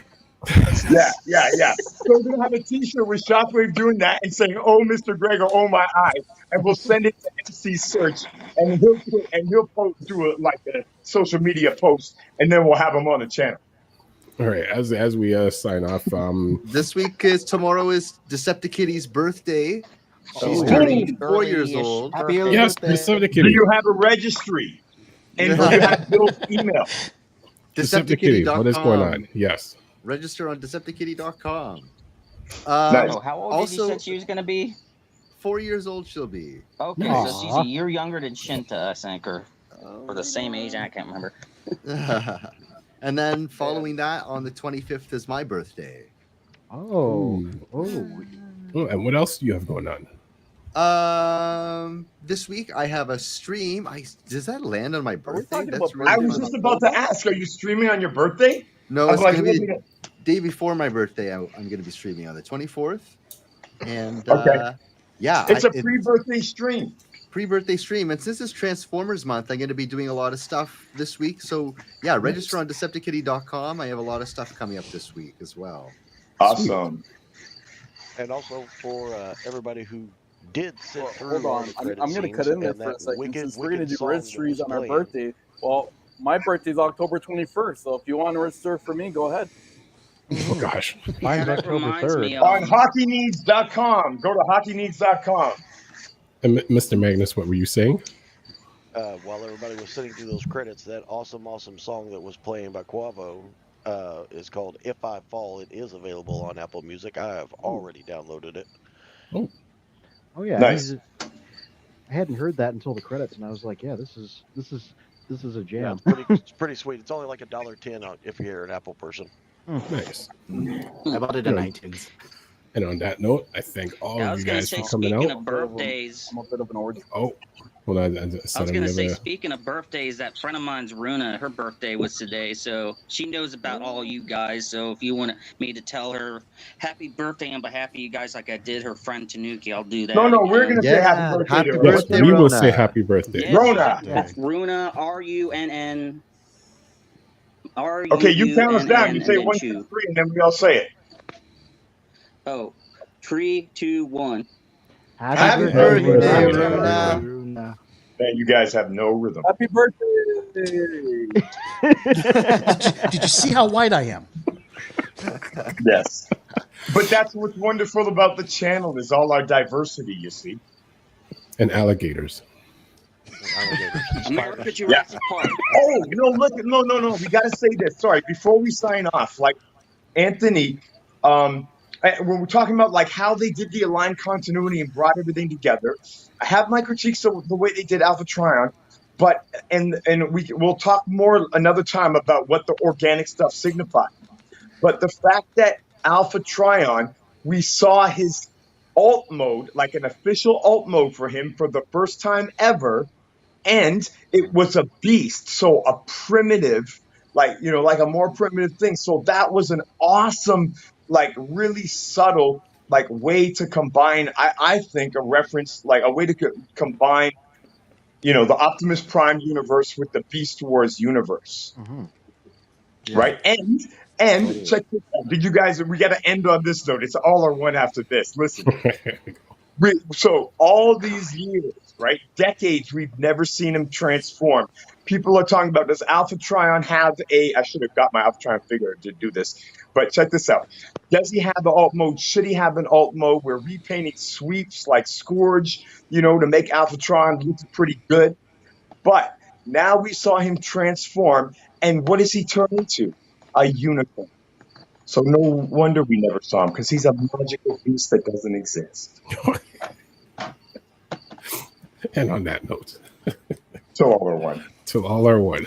Till all are one.